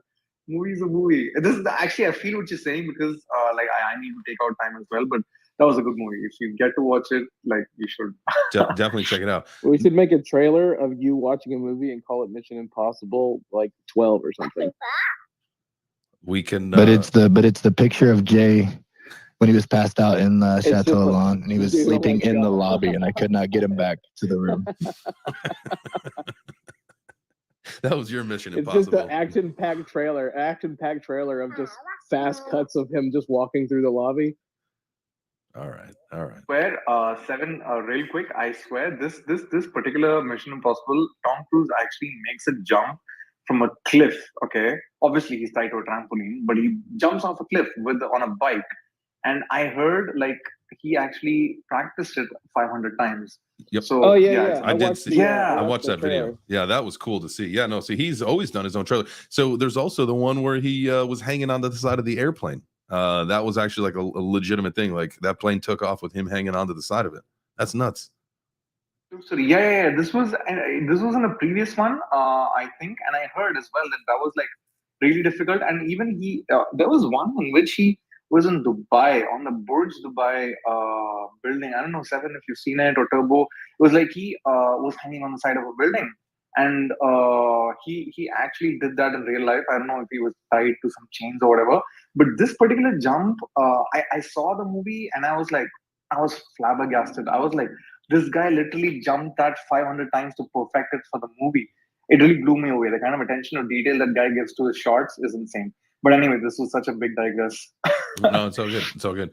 I don't know if Chaz, we'll get to you in just a second here. We've got a couple answers. Now, for me, when it comes to looking at coins at this particular moment, I will look at the high caps that I know are going to have a really strong chance of recovery, right? Like that's step number one is you look at the high caps. And then if you want to make speculation plays, that is one for me at this point. Like I don't really do a whole lot of deep digging for the spec plays. If they come to me via a trusted source or someone that I've known for many years, I'll take a look at it. But at this particular moment, like I'm not interested in the spec plays because we've all been torched on spec plays for so many years because we're coming out of a bear market. The advice that I would give you is find the larger cap coins that you trust and that they're still building and there's still the getting back to the all-time high because everything's like 80-90% down, right? And so you're not going to lose no matter what you pick. You just have to stick to your conviction and just wait it out. That's it. That's all that it is. This is just a waiting game. You pick a coin that you like and you just wait. Thanks, man. And what do you mean by high cap? The entire market cap of the coin? Yeah, I would stick within like the top 25, top 50. Those are okay. Like now there are going to be some shifts. You're going to find some that in the top 10 right now that are not going to be in the top 10 in the next bull run. It happens every time. And then there'll be some that maybe in the top 100 that find its way closer to the top 10. That's just really honestly, like it's the luck of the draw based on how some of these perform and how they get picked up or how how the markets move or whatever. But you can fully expect that a lot of the coins that within, I'd say the top 50 is your safest choice, are going to get somewhere back to where they were, especially some of them might even 10x in the peak of the next bull run. And so that's my opinion on these things. So I'd stick to the higher caps. Now, you always stand a bigger chance of higher returns with the spec plays, but again, you also that's where you really have to expect those things to go to zero. Yeah, yep. Chaz, what you got, man? Welcome to the show. Hey, it's Chaz McNarly. Great questions, KRP. Anyways, what are you guys eating for breakfast today? Coffee, and I had one. I toasted 2 pieces of toast. I shared it with my wife and my daughter with a little bit of butter. So I got like a couple little slices, and I've had about 4 or 5 cups of coffee. And guys, we're gonna take a nice drink of you, and you are gonna provide great hydration for me, and I appreciate you, and I love you for this. I'm still talking about love water. that. I'm still talking about water, guys. I I hope you love are that. too. I had coffee and dreams this morning. You know what I mean? I'm excited for this next workout, bro. Like eating this iron. You know what I'm saying? That's what I'm having for breakfast. Nice. All right. We got a workout to get to. All right, we will get to Token Panda and DGen after the break here. It is time for our third and final workout. What's the chance? Are you like working hard on this one, or is this like a meditation one? I'm doing sit-ups. Yeah, I'll do sit-ups. Yep, as the third one. And I have like a really dope song. It's a cool vibe. It's from the homie that's down in the listeners. I have Timmy, man. He's doing a bunch of stuff. You guys aren't tapped in with him. Make sure that you guys definitely link up with him. He's doing a lot of great things throughout the space and Web3 music. So yeah, come on. Let's get to it.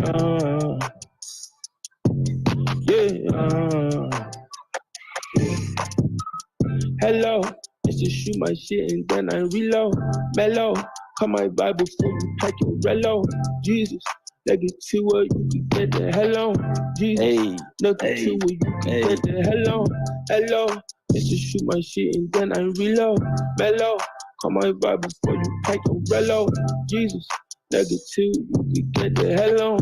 Jesus, let get to it, you can get the hell on. I got a drip, you know. Holy Ghost on my back, hit that behind my back. I mean behind my jack, know my word in my right. People with gold, but it ain't reach. If it ain't sold, then ain't shit. I gotta glow, can we be? This is shit I feel like we don't understand.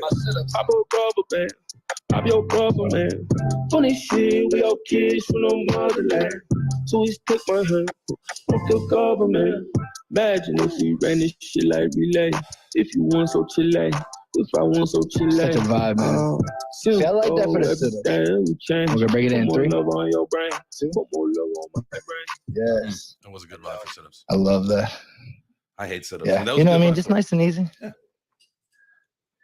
Yeah. Heck yeah. I love that track, man. I think it's I like that, you know what I mean? Get the mind right. You know what I'm saying? Healthy minds, healthy bodies, healthy portfolios. Guys, thank you all so much for being here. If you guys haven't tapped in, make sure you guys go around the room. Find some people in here that might have some same interests as you and tap in with them. Send them a DM. Say, hey, you know what? Like, I see that you're into this and so am I. Let's be friends because that's what it's all about, guys. Thank you all for joining us at Web3 Breakfast. We do this every Monday through Friday at 10 a.m. Eastern. If you could, please reach down. Go ahead and retweet out the space. We got about 30 minutes left. You know what I like about what you said there? You know, like go around and try to find, you know, the people that are maybe into the same thing that you are. Like, you remember, was it, so it was Nikki, Kay, and some other person, maybe it was you, Craig, when we were talking, and you guys they all found out that, you know, they would like write grants, and it's not like a very popular thing. And so, you know, to have a couple people that write grants in the same space was a lot of fun, right? So you never know. You know, say you're an aspiring graphic artist and someone in the crowd is like a really good graphic artist, and you befriend them and they give you some pointers and help you perfect your craft. Like, you just never know how it's going to work. Remember, it's all about just putting yourself out there. Your network is your net worth, and it's also a potential to change your life, you know, your career, all that kind of stuff. So just reach out, you know, tap out or tap in and whatever you got. That was stupid. I screwed it up. Yeah, you could tap out. Don't tap out. Don't tap out. If you haven't tapped out yet, if you haven't capitulated yet, do not do that. My goodness, remember, we're just ready to go back up. Don't tap out. This ain't a wrestling. Yeah, I guess I didn't give KRP my marketing strategy. KRP, basically what I do, I like to buy things once they reach the very top. Like, when you think to yourself, like, there's no way this could be more expensive, I like to buy it there. I like to hold it once it hits that, and I like to follow it all the way down till it goes to zero. And once it goes to zero, I just keep it in my wallet, and I dream about the times I could have sold it for a lot of money. So that, you know, that's my strategy. It's not very effective. I don't really recommend it for a lot of people, but it's a roller coaster nonetheless. I've got a silver lining to that, and then we're going to get to Mel and Toco Panda's hand. So silver lining to that, right? Here we go. The apartments for Ethereum towers. You can, like, so we've got the one that we're going to create the studio. I eventually want to get some more on. I have like a whole art studio, but get this. You can take your NFTs and they go up as like canvases on the wall. So my idea is to pull out all the shitty NFTs that I have from my wallet that no longer are valuable at all, but I still like the way that they look, and then put that on the wall in the gallery, right? Because then, like, hey, cool, like, because I'm not going to connect like the Mutant or the AKCBs right now. It would be something like if I was going to have an event in the apartment, I would, shift them to the wallet so I could put them up for a specific event and then shift them out. That was, I don't really want to keep like, any kind of high price or high value targets, in a wallet connected to anything. I think that's everybody's, should be everybody's operational security. But that's a good use case for, some of these NFTs that we have that, value-wise are dog shit, but might still look good. And so you want to display them. That could be fun. You have a... Before we move on, I just need to know, what was your, do you still have your, like, very first rug? Like, mine was the Paper Bag Boys. That was the very first rug I ever had. Only minted 66, bro. And I almost went back in and got some more. Do you have your first ever rug? So rugs are like the best song story to talk about. For real, man. Like, for real. I don't... I never minted any rugs. I usually just bought, because I was very aesthetic, and I minted one. So don't take me wrong, I do mint some things here and there, but I'm usually more of an aesthetic guy. So if I'm buying something that I want, like, I will make sure that aesthetically I get what I want. I have minted some things, and then usually I follow my principle: is you mint 3, you sell one for a little profit, you sell one for more of a profit, then you can either hang on to that third one or sell it for even more profit, right? Like, as the number goes up. And so I've played a lot of that game where I'll do the 3 mints, sell them just to buy the one that I actually want. So I've never really been rugged, because I never played into like the hype, because I was too busy worried about metaverse stuff, when I was with the last channel during a lot of the NFT hype. So, when we talked about a little bit ago, like, kind of that hustle, that grind of like trying to get a whitelist spot. I remember, man, I was working my nuts off with the Meta Money channel, we were like doing a lot of things. And like, I really, really, really wanted to get into the hate beast, right? Like, that thing was freaking hot. And I think that thing launched at like several ETH.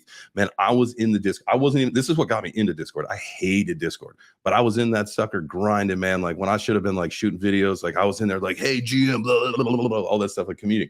And it was like, the Discord that just never stopped. But I put so much time and effort into there, and I never got the mint. And then from at that point, I was like, you know what? Fuck this. Like, I am not wasting my time for anything anymore. Like, I'll just wait.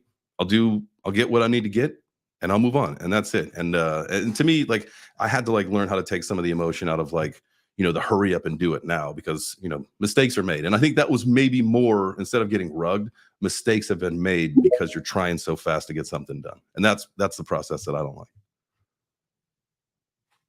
So that's it in a nutshell. Let's go Mel, and then Token Panda. We're going left to right. I don't know whose hand was up first, but let's go left to right. Yeah, and I was just going backwards, man. So yes, you do have to talk to your food. You have to talk to your water. Like I said, cooking it's that what's that word? The remedy for relaxation, I'm gonna call it today. But yes, I talk to my food every time I'm prepping. So every time I decide to stuff a turkey or slap a pork roast or pork shoulder before it goes in the smoker, I talk to it. Even when I put butcher twine on certain things, if I'm doing like a certain kind of roast, and I'm putting it on the right way, and I'm saying it's gonna be all right. Just hold on. Let me get through this process, and then I'm gonna put you in the smoker. Like we're gonna eat good, So I'm letting them know that, hey, you are doing a service. Understand that when I season and butter you up, that there's a purpose for that. Okay. So if you want to keep on, you want to keep me going because you care, you're going to come out right. And so I got to set the temperature right. I tell you, I talk to everything when I'm cooking. Why did I picture you slapping the stuff in the turkey like, oh, you like that, don't you? I did that one thing. Thank you, Sapphire. That was exactly what I was wondering, Mel. Do you talk dirty to the turkey when you're stuffing? I talk dirty to the turkey. Let me tell you, every year, depending on how many guests are coming through, I'll do a deep fried turkey and a smoked turkey. Okay, I talk to the turkey. All right, I slap everything. I put a good glob of butter in my hand, and I slap. I'm telling you, that was the best bird they ever had. I swear to you. So yes, I talk to the turkey. I slap the rump of the turkey, the roast. I don't care. Like, look, we getting it in. Man. So then, you know, of course, they get mad, you know, so you still got to keep it right. So I have to change gloves when I go to the next meet because they be like, how you going to touch me with the same gloves you touched the last meet with? So then there's a problem. So, you know, it's just kind of, you know, you got to switch it up. You got to do what you do. But yes, I get it in. And I tell you, if y'all hang out with me in the kitchen, y'all have a barrel of laughs while we getting drunk cooking. Trust me. Yeah. So we're going to have to set this up 100%. I like this happening in like probably the next 6 to 8 weeks. So, you know, when I do actually call you and talk to you today, this afternoon, we'll start laying down some ideas for that, because that's got to happen. Is this a recorded space? Is this a recorded space? It is. It's a recorded space. Okay, I'm just checking because, you know, I'm just saying, you know, you said that. So, and I just want to make sure. I don't want you to kind of, you know, set yourself up and be like, oh, damn, that I forgot. Yeah, I'm just saying, trying to look out for you, bro. I appreciate that. But so I set the calendar, so the call is going to happen, and we will chit chat about. Dude, I love this. We could do it like a whole cooking show. It would be, I would assume, it'd be like way better than Martha and Snoop doing some cooking and hanging out. 1,000%, yes. Oh yeah, 100%. We could listen. I've got old connections at the Food Network. We could definitely go to it because I believe you're in New York or New Jersey, right? Like we could go over to Brooklyn and use like a Food Network. I'll make my way from Jersey, but I'm residing in AZ right now. But I'll be more than happy to go back to the East Coast, baby. Don't tempt me. Hey, I'm down to go to Arizona, man. I really like Arizona. It's been a while been there. Whitney's not been there, and we could do like a whole thing. We can go see the Grand Canyon. We can go see some Sonora cactus. We could go do it all. If you do it right, we can go ahead and get some of the cactus fruit, man, and get some of that. What's it called again? Oh man, it's about to bloom too. They're about to bloom. Prickly pears. No, prickly pears, baby. Yes, sir. Man, that stuff is so tasty. If you have that stuff like cold and delicious, it's good. To the supermercado, they got the best one, and it's usually pre-cut already. So good. There is something to be said. So is that everybody's preference, like to get the pre-cut like pineapple, right? Like pineapple's a pain in the ass to have to cut, but you know, you could get it done for you, but I believe it's more expensive. What's everybody's feelings on pre-cut fruit? Nah, dude, I love having fresh pineapple, so I will do the work every time. I'll cut it up every time just because I can't stand. It's either like I don't know what's in the can with the water because I can't get it with the juice because they put something in the juice, but there's something else. There's an aftertaste or some shit with the water in the pineapple can. Yeah, no thanks. Like the syrup or whatever. Like no. Yeah, it's something. No, hell no. And syrup. Here's a beauty trick for everybody. When you cut the top off of a pineapple, right? Well, what am I going to do with this big, you know, green firm thing? Well, what you do is you take that and you wipe it all over your face, and it is supposed to be very, very good for your skin. I think that makes sense because I think it has salicylic acid or something. I've heard that before. Is that why you're so youthful and supple? Yes, 100%. Because I slather my entire body with pineapple juice.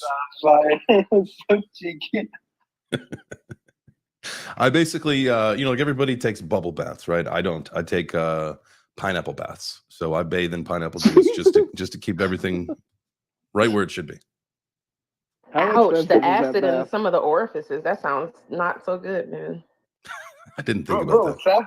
Bro, I was saying pineapple is actually thorny as hell, dude. How do you put it on your face?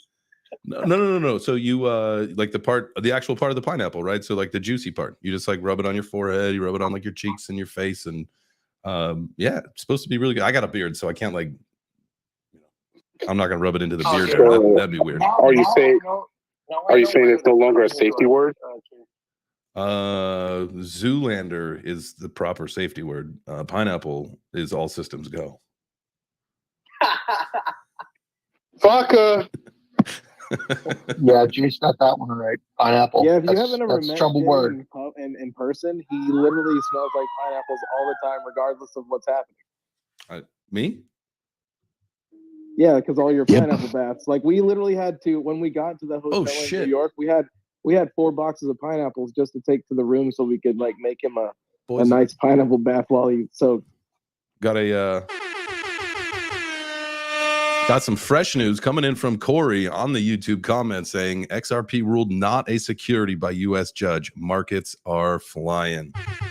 No way. It's pumped up as the space this morning, Jay Change, man. That's when my hand was up earlier. It was almost irrelevant now, but I'm like, it's as pumped up as Web3 Breakfast, bro. Look at that chart. Oh, Yo, pull that XRP. You guys. Oh shoot. Oh, what happened? Yeah. Keep that going. Keep it going. Yeah, go.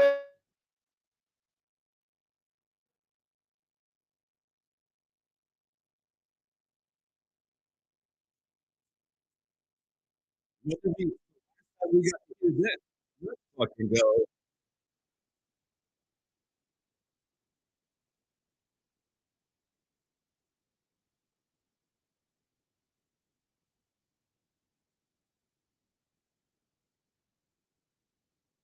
Yeah, you are not playing fish right now. You are not here during the day.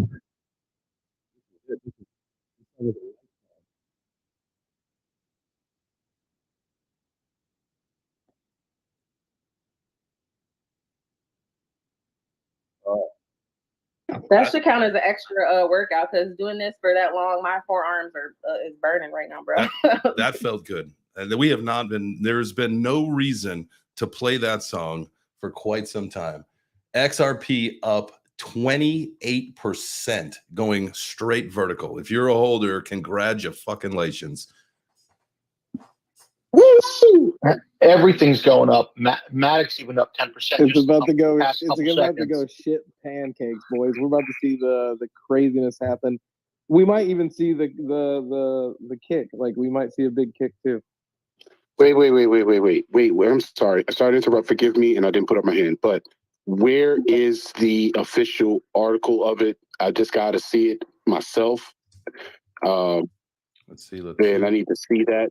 I know it was up 15%. Like when I first came in the room, I saw it was up 15% this morning. I said, okay, that's what's up. This is nothing new. I've seen that before.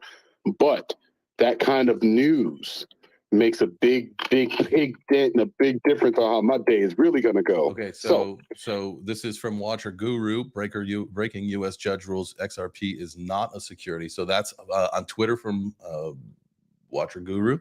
Let's go to Google. Look at the top. Just pinned it. Thank you, Peace Keith. Hasn't shown up for me yet. Right. But that's it. I got it. Copy that. Thank you, sir. There we go. Ladies and gentlemen, this could be the beginning of the bull run. We've been saying for a long time now, like that could be one of the things to start this, right? Is that if XRP is not a security, we know that several others are not a security. Now they're going to have to, how many other coins did they come out with recently? It was like the Sand, it was Decentraland, it was Polygon. What are some of the other coins that they said that are securities? Cardano, thank you. How are some of those doing? Yeah, if Cardano takes a rip, man, there's a lot of opportunity there too. Cardano's up almost 5%, up to 30 cents. Let's fucking go. You got XRP is just flying, man. 60 cents. Everything's about 2%. You know, Solana's up almost 10%. You got Polygon Matic up over a little over 5%. Avalanche up 2.4%. Chainlink, Link Marines, the Stinky Marines, Stinky Linkies. Who cares about Ethereum Classic? I don't. Filecoin. I think decentralized cloud storage is something going to be huge coming up in the future. You got to think file sizes of some of these metaverses, like that's going to be something. So get your Filecoin, get your Crust Network. Hedera up 2.23%. Aptos up 3.14%. Yeah, we're back, baby. Now, just be careful. Take your profits. Yep. Old bull trap. Well, this might not be the bull trap. Now, might not be. Who knows? But I hate Corey. Yeah. I appreciate you dropping that comment, man. I would have never noticed that was some breaking news. So we got to see that. And playing Pump It Up, I'll tell you what. When was the last time on a stream we had the opportunity to do that? For a real reason too. Yeah. That was a victory. It felt good. That was a victory. It really felt good. I am excited to go have lunch. You guys made me hungry. We're excited now. I think I can probably put on 2 pieces of cheese onto my cheese and one bread sandwich now. We're living it. We're doing it. 2 pieces of cheese. Let's see. Let's get to some of our hands. Let's go Grateful first. First time speaking today, so we'll go Grateful, KRP, then KT. Let's get it. What up? Good morning. GM, what an GM. exciting. Yeah, this has been great. DJing and cracking me up. Long time coming, man. I've been waiting for this day. So yeah, thanks for dropping that news. That's awesome. I love XRP for a lot of reasons, but something I think might happen is just when you look at everything overall and the government trying to lay down an iron hammer on all these other projects like Algorand and everything that you guys named, with Bitcoin and XRP being the only 2 official non-securities in the entire cryptocurrency industry, do you guys think there's going to be a lot of people liquidating other riskier positions to funnel it into XRP because it's official now? So if you want to be as safe as humanly possible and you understand the potential of XRP moving forward, I don't even want to get into the tokenization of the derivatives market because that's way down the road, but that shit's insane. But you got 2 options. If you want to be 100% safe, or if you're a large investor and you're looking for that safety net, and it's XRP and Bitcoin. So I feel you, man. I think that's a safe bet now for some of the institutional money and knowing that they've got the itch, they want to come into the ecosystem, but maybe didn't think the timing was right or the market conditions were right or they had gotten toasted in the previous trying to put their toe in because we know a lot of people got torched as that run up to 70,000. But this, like you said, man, this is now something that if you are an institutional investor and you've got you're trying to maybe not worry too much about some of the volatility, like this might be the solution. I could see this So I now- could see this thing like running hard. Oh yeah, we're gonna be over $1 soon. I don't think it's gonna take long, especially with the I mean, we've been delisted from the entire United States for like 3 years. Yeah. So let this start ticking forward a little further, and then you see relisting. You can get XRP everywhere in the United States again. Yeah, it's gonna get hot, man. But I wanted to touch back too on the NFT rugs. My first NFT rug was Shiba Social Club, and they could have had a really legitimate project, but they had a great artist. I can't remember his name, some guy from France, and he's still doing artwork in the NFT world as far as I know. But they basically tanked something that had a lot of potential, and a couple founders, 2 or 3 founders, basically just ran off with like $15 million and dumped the project on somebody else. And then Hate Beast was like right at the same time. Like while that was going on, because I was in that Discord too all the time, and I was like, man, and there was a ton of bots in there, but besides that, I'm like, this is just fucking ridiculous in here, dude. Like, I'm not gonna get a whitelist bot. I just kind of gave up, and then I think after it launched, like I'm pretty sure Hape was at like 7 ETH, like pretty much immediately. So I was sad I missed out on that. Yeah, but have you looked at it lately? No, I'm sure it's in the shitter. I wonder what is it in the shitter? I don't know, man. Honestly, that's something I haven't looked at in a while. It's Hey Beast. Yeah. Isn't even up. I just love like I don't really get on Discord anymore, man. It's like so time consuming. Like my wife was getting pissed off at me about how much time I was spending in Discord, and like, but the connections that are there that you can meet people and shit. And like I ran into if you guys know Hype, I ran into Hype again on another space like a few weeks ago, and he's like, yo man, like remember me from Shiba Social Club? And I was like, oh shit, dude, we used to talk like all the time. So that's actually like where I met him a few years ago. But yeah, it's cool, running into people you haven't talked to in like years in the space, and then just like reconnecting with people. So all right, Grateful. Let me ask you a question. Try to guess. Yeah. Try to guess what you think Hape Prime floor is at right now. 0.04. Oh, not that bad. 0.18. Oh, okay. 0.18 is the floor right now. Now, but that's the thing, man. That thing literally like launched at like 7 or 8 ETH. Man, that was devastating to not get in on that mint. Because I wanted that one. I thought it was so cool at the time, and that changed my whole thought process of like the competition mints. Yeah, that one was wild, man. There was just so much hype around it. It was ridiculous, but whatever. There'll be more. There'll be more. There'll be other things coming up. We'll all find another one. Let's go KRP and then KT. Yo, I was gonna say I have to hop off, but I actually have one special song that I've just finished. It's an instrumental. Wondering if I can play it for you all, if the vibe is right. Yeah. Let's it's one of my favorite. yeah, let's do this. Let's you can play the we'll play the song to close out the show. Does that work? Yeah, cool, man. Yeah. Awesome. Yeah, no, I love that. All right, cool. KT, what you got for us? Yeah, with that news that we just got about XRP, it might be a good idea for everybody to start digging in and maybe a potential topic for tomorrow if you don't have one out now yet. Between that and the massive option we just talked about this morning, I think the two of those might have something to do with each other. I'm pretty sure. Might be interesting to dig into. Yeah, I'm pretty sure that what happened was, they, whoever was making the ruling this morning happened to see the title and said, you know what, this guy's right. All right, let's rule in favor of XRP. Now, we were thinking about going with the SEC and siding with them, but no, these guys at Web3 Breakfast, this community they're on to something. So let's push the narrative forward. So I think that's a great idea. We can keep talking about this. I do probably want to add in on Friday some kind of, I want to bring back some kind of fun, whether it's conspiracy or just hoopla talk, whatever we want to call it. Let's do something fun on Friday for Pizza Day. But tomorrow, yeah, let's continue the conversation on mass adoption. I think it's important. We're seeing news like this, news like Google, news like, all the other headlines that we've been seeing lately. My memory drew a blank right there. Sheesh Louise. But I think it's important, right? This is really what we got to prepare for. And now, again, what we were talking about earlier, everybody's job. Like I got a couple text messages from people. I've seen my phone go off during the show. Hey, what's the move? What's the move with crypto? All this stuff. So now, guys, it's really upon us. Make sure that you got your own wallet. Make sure you got your own portfolios all squared away.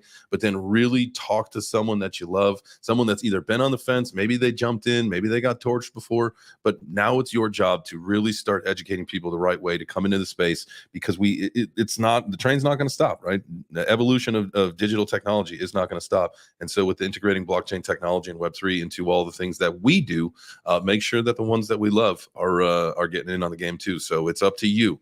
And then if you need more support, that's where you do is you bring them back here, and they can come back and check out Web3 Breakfast every Monday through Friday at 10 a.m. So appreciate you guys being here. Thank you if you were up on the speaker panel. I love you guys so much. If you were down in the listener panel, I love you guys so much. This is what Web3 Breakfast is. So let's go KRP, play us out with the new one. Appreciate everyone being here. This has just been a fantastic show. And shout out to everybody that checked us out on LinkedIn for the first time today. We're going to add that one in every day now. So we are on multi-platforms. Let's get it. Yo, I need like 20 seconds more chains. I'm just Love you, J Chains. Love you, Turbo. Love you, Seven. Love all of you guys. Hope you're having a good day. Love you, Sapphire. Thank you. Hey, everybody, let all your friends know what's going on tomorrow. We got all kinds of awesome songs coming in here tomorrow. Go get your friends, get them in here, tell them what's up. 10 o'clock right here Eastern. We want to blow up this room, get everybody talking about where we're going. Yeah, I love that. So I'll put out some infographics later today. But tomorrow, yeah, let's make tomorrow Bring Your Friend to Breakfast Day. We've done that in the past. Let's do it again tomorrow. Maybe we'll start doing that more often, is Bring Your Friend to Breakfast Day. And maybe we can highlight, when we're bringing people to breakfast, you and your friend can come up on stage and talk about whether this is a new journey, this is a journey that you've been on together for a while, whatever it may be. I think that would be a cool opportunity to hear from people in the community and the new people that they're bringing into the ecosystem, because that's the only way it's going to grow. If every one of us brought one person in, the ecosystem doubles immediately. It's not that hard. All right, KRP. Immediately. Thanks, man. So yeah, this is the song, guys. Hope my audio is clear. It's a song called Dhyan. Dhyan means meditation in my language. I am a professional flautist as well, so I played flute on this. Hope you guys like this one. Let me know with a thumbs up if the audio is okay.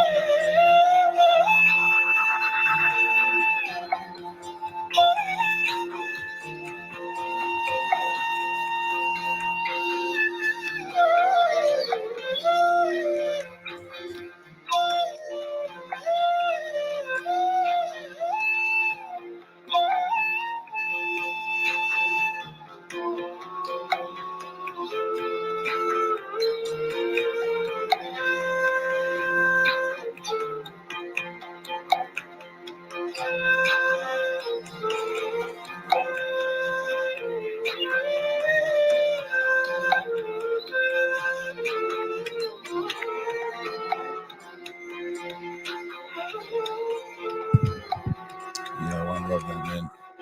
Love that, KRP. Thank you so much. All right, guys, we will see you tomorrow. Have a great rest of your day. Remember to do something to make you better than you were yesterday, and tell someone you love them. Reach out to someone you haven't talked to in a while and tell them you love them. We'll see you guys tomorrow for more Web3 Breakfast. Adios.